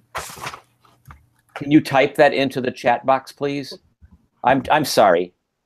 Oh, if the rain quantity is heavy, the water drain about. So heavy meaning not in weight but frequency. If rain is frequent, so what is your question? What does the wall section have to do with rain? Does the question have to do with the volume of rain in a rain screen? I mean, about the underground parking. So do we need have extra structure, or because I didn't see any under parking in Detroit around. So yeah, so his presentation tonight, Wu, was talking about the enclosure of the building above grade. It's the wall enclosure that is treating thermally tempered spaces, retail, commercial, residential, rooftop terraces, those kinds of things, right? Yeah, I just want to know, can we do the underground parking? So rainwater, stormwater that hits the ramp and runs down the parking slope, parking ramp, is collected, right? It is collected by a drain at the bottom of the ramp and never really makes its way into the basement realm. But sometimes cars will have snow on them, and that snow will melt. So there will be drains throughout the basement slab. that also collect slush, snow packed onto the vehicle that drops off after they've parked, and so on. Plus, rainwater from the tires and from the cars themselves will drip and hit that ground surface. But that rainwater is all manageable by drains within the floor slab of the basement. Okay. Does that answer your question? Yeah. I heard some news about the underground parking. The cars all get covered by the water. Yeah. Where? In China. Oh, in China. Well, your situation is different there. Yeah. So I just not sure the situation is that the same in here. Yeah. I mean, we do underground parking here. Okay. But it definitely requires the infrastructure to manage any water that does make its way into it, right? And that's what I'm talking about. You just have to be aware of it. You have to be cognizant of it. Okay? Okay. Visit with Paige. You're welcome to stick around, okay, Wu? I'm gonna go. Okay, bye-bye. Thank you. Bye. Hi, Paige. Is everything okay? Yes, everything's good. I'm glad. Okay, so forgive me if I'm running out of gasoline tonight. So if we can make this short, I suspect that will be suitable for you as well. Basically, I've started the sessions tonight, and as maybe you remember from Tuesday night, just asking, you know, kind of like how you would start a project like this, and if you want to share anything with me, or if you've started to think about it, what are the things that are stumbling you? What are the stumbling blocks that you're kind of encountering, and you want to raise those questions now? And so I want to do that, but I also want to say this. For next Tuesday, or Thursday, and I will release the sign-up list at 9:00 a.m. Eastern time on Sunday, right? I want to see your whole building. You know, I want you to draw, whether freehand or in CAD or in SketchUp. I want you to draw all of the plans, like the roof plan, a typical residential plan, the ground floor plan, and the basement plan, and then maybe a three-dimensional thing, like a vision of it. And just so you know, while Ash was lecturing, I did this. Okay. So I designed the whole building. You see what I mean? I kind of thought about the whole building, not necessarily to scale, but like relational, right? And kind of thinking through everything quickly. How would I do it? And so I know it can be done because I was able to do it. Mm-hmm. So knowing that would be an expectation for Tuesday or Thursday for you, that might cause some other questions too. Okay. So I have started laying out the floor plans. I started with the individual units first. I'm trying to figure out like how much space they're gonna take per floor and how many, like how I want the building to be laid out right now. I'm kind of going for either an L shape or a U shape is what I'm figuring. But the most like immediate question I want to ask is, what is the typical entrance for one of these one of these buildings? Because I've never really walked into one. So Paige, you're kind of downriver. Yeah. So, but you've been on the campus, right? So, like the brand new residential building on campus and the slightly older one, not the one on 10 Mile, but the slightly older one next to the one that's now under construction. That's an L. That kind of slightly older one is kind of an L-shaped building, the dormitory. Okay. Right. right? That's kind of your building, right? It's kind of 4 or 5 stories, kind of has a brick base and then like a stucco or wood or whatever top, right? That's kind of what we're talking about. That building has its entrance to the residential units on the corner. Okay. So we talked a little bit about this tonight, and there's so much that you have to take on and document this semester that I've really tried to minimize the wiggle room in the design of the building. I've really tried to create a situation where I maximize the amount of time that you can carefully detail and study your building, which is to say, in another way, that there's kind of only 1 or 2 ways that you can do the site plan, right? Because I do not want you to put a curb cut to your site from either street. I want you to utilize the alley for surface parking / trash removal and rear access to the building. And I want you to use the same alley for access to the speed ramp. That allows the building to sit on the street wall. Okay. I think you can have a few spaces at grade, and I think you can allow a trash truck, for instance, to drive in off of the street into the alley, back into a surface lot towards the trash room in your L-shaped building or in your U-shaped building, and then drive out where they came in and then turn left or right down the alley and go away. I think it makes sense to have the speed ramp on the west property line and the parking and the drive aisle for the trash in the middle of the property. And that's kind of what this diagram is saying. I want you to look at this. Okay. That's what this is saying. So this is the alley. That's the speed ramp.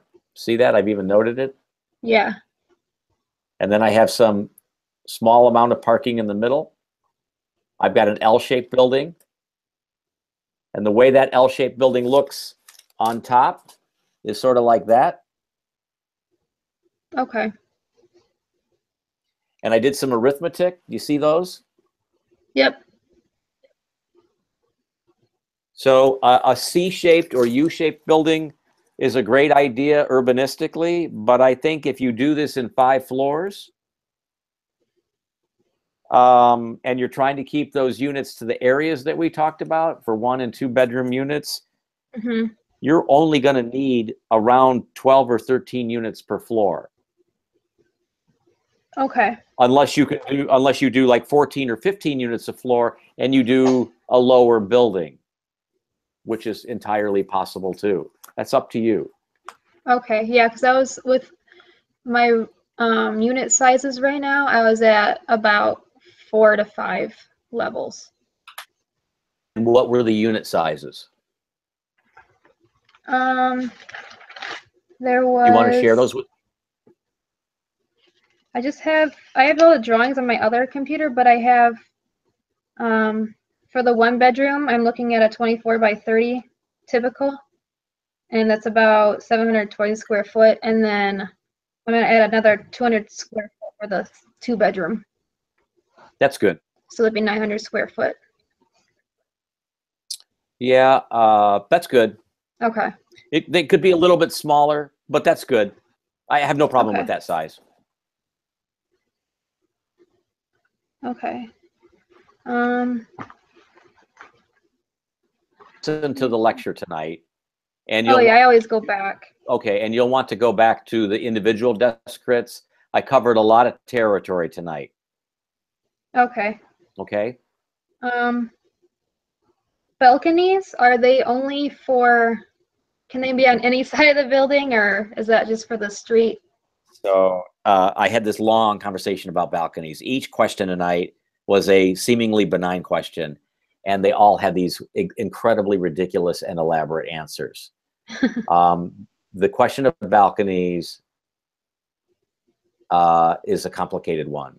Mm-hmm. And my point was that, you know, if you only do balconies on the street fronts, which was in the program brief, it limits your headache capacity.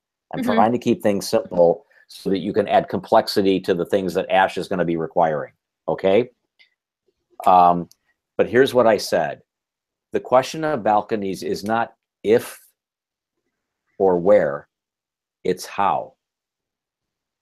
Because a balcony could be integral to the floor deck that it's associated with or not. If it's a wood deck, then it's going to be impossible really to cantilever a proper balcony off of a wood deck building. It can be done, but the balcony is usually pretty small, which is okay.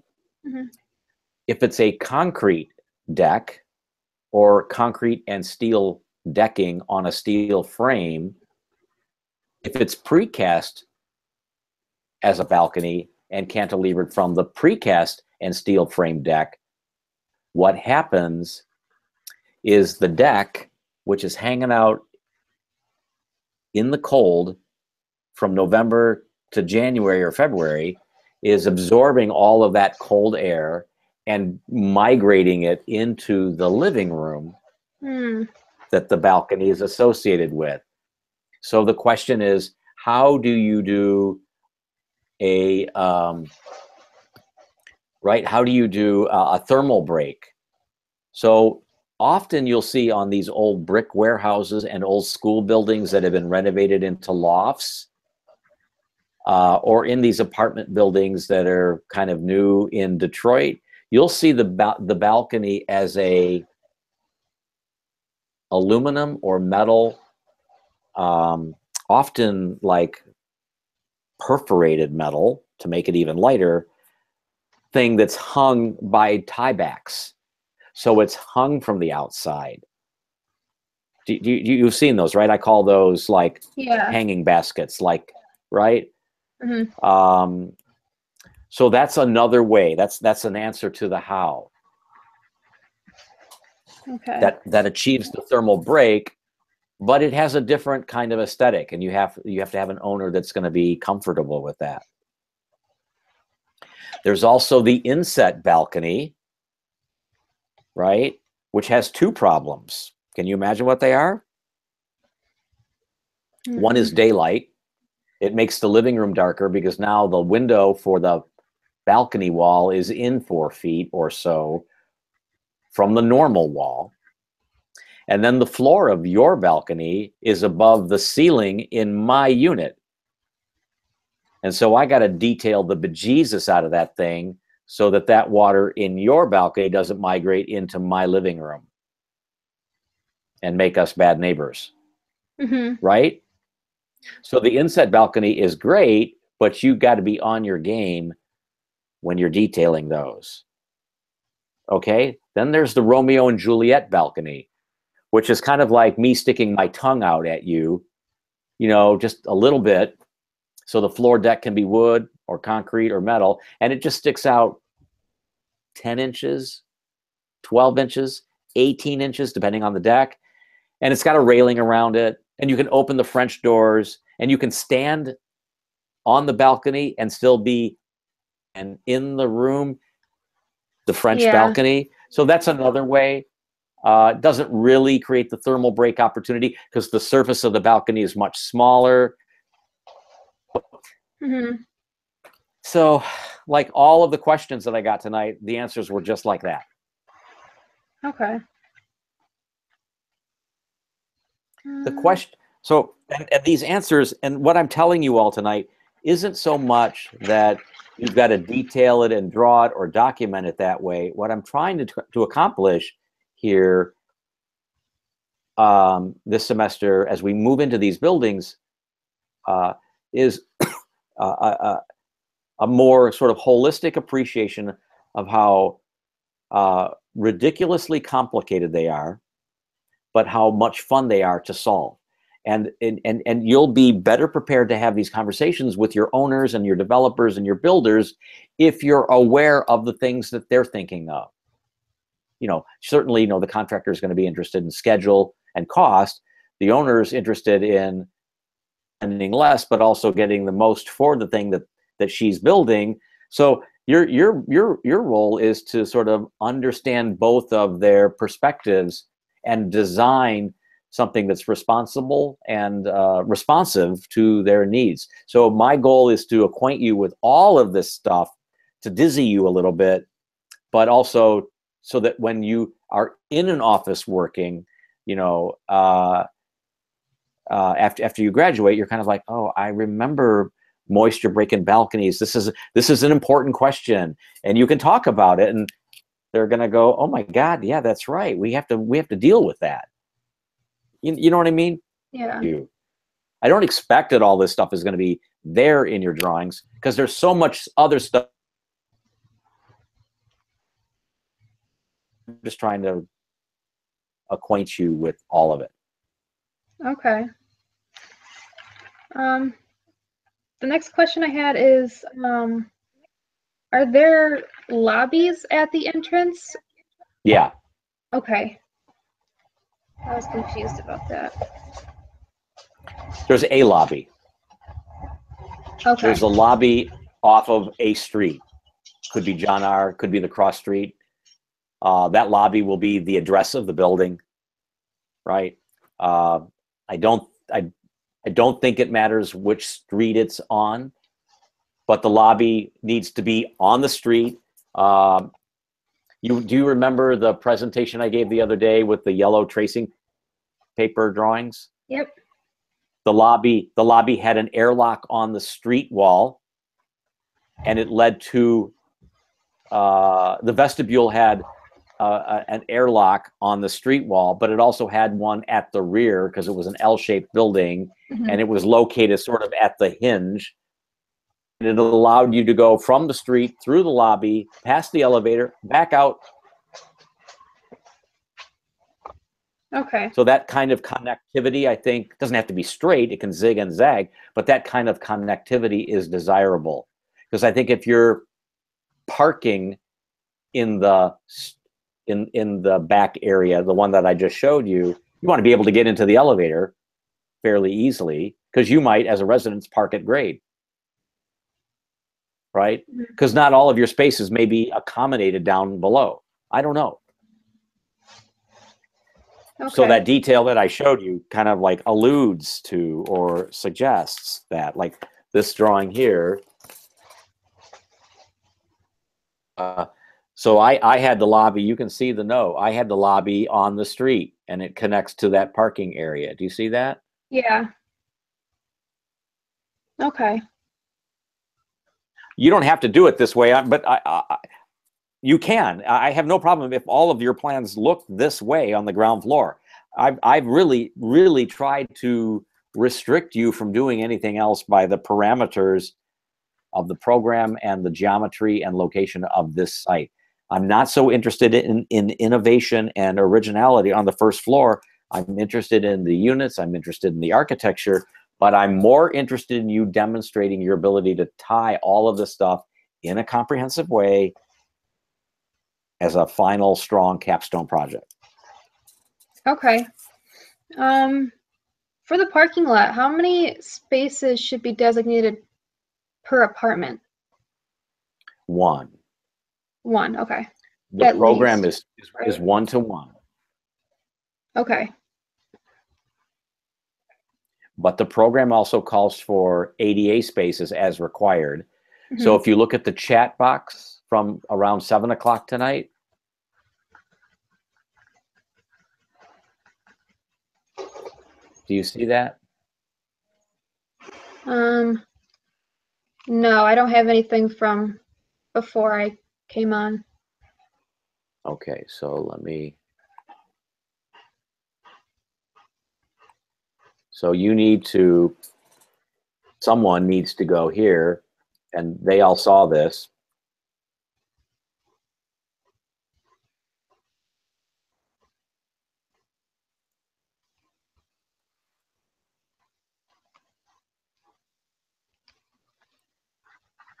These are the two codes that govern accessible parking spaces. The CABO, ANSI A117.1, and the ADA code. Both of these codes have a table that says if you have X number, if you have 125 spaces, you need, I'm just spitballing here, 2 barrier-free spaces. Okay. I talked about this tonight, and at least one of them will have to be van accessible, which is the big unloading space next to a barrier-free space. A typical barrier-free space only has a 5-foot unloading space, right? So you're going to need one of each, at least. Well, let the table tell you how many. I don't know how many you need. Okay. You could send a note out to someone that says, has anybody figured out how many spaces we need with 50 parking spaces in our program? Okay. So that was all the immediate questions I had for tonight. Cool. Other than that, I think I've got most of it down. Okay, so go back and take a listen to everything, and I'm around this weekend if you have any questions, and we'll go from there. We'll see you next week. Awesome. Thank you so much. You're welcome. Have a good night. You too. Bye-bye.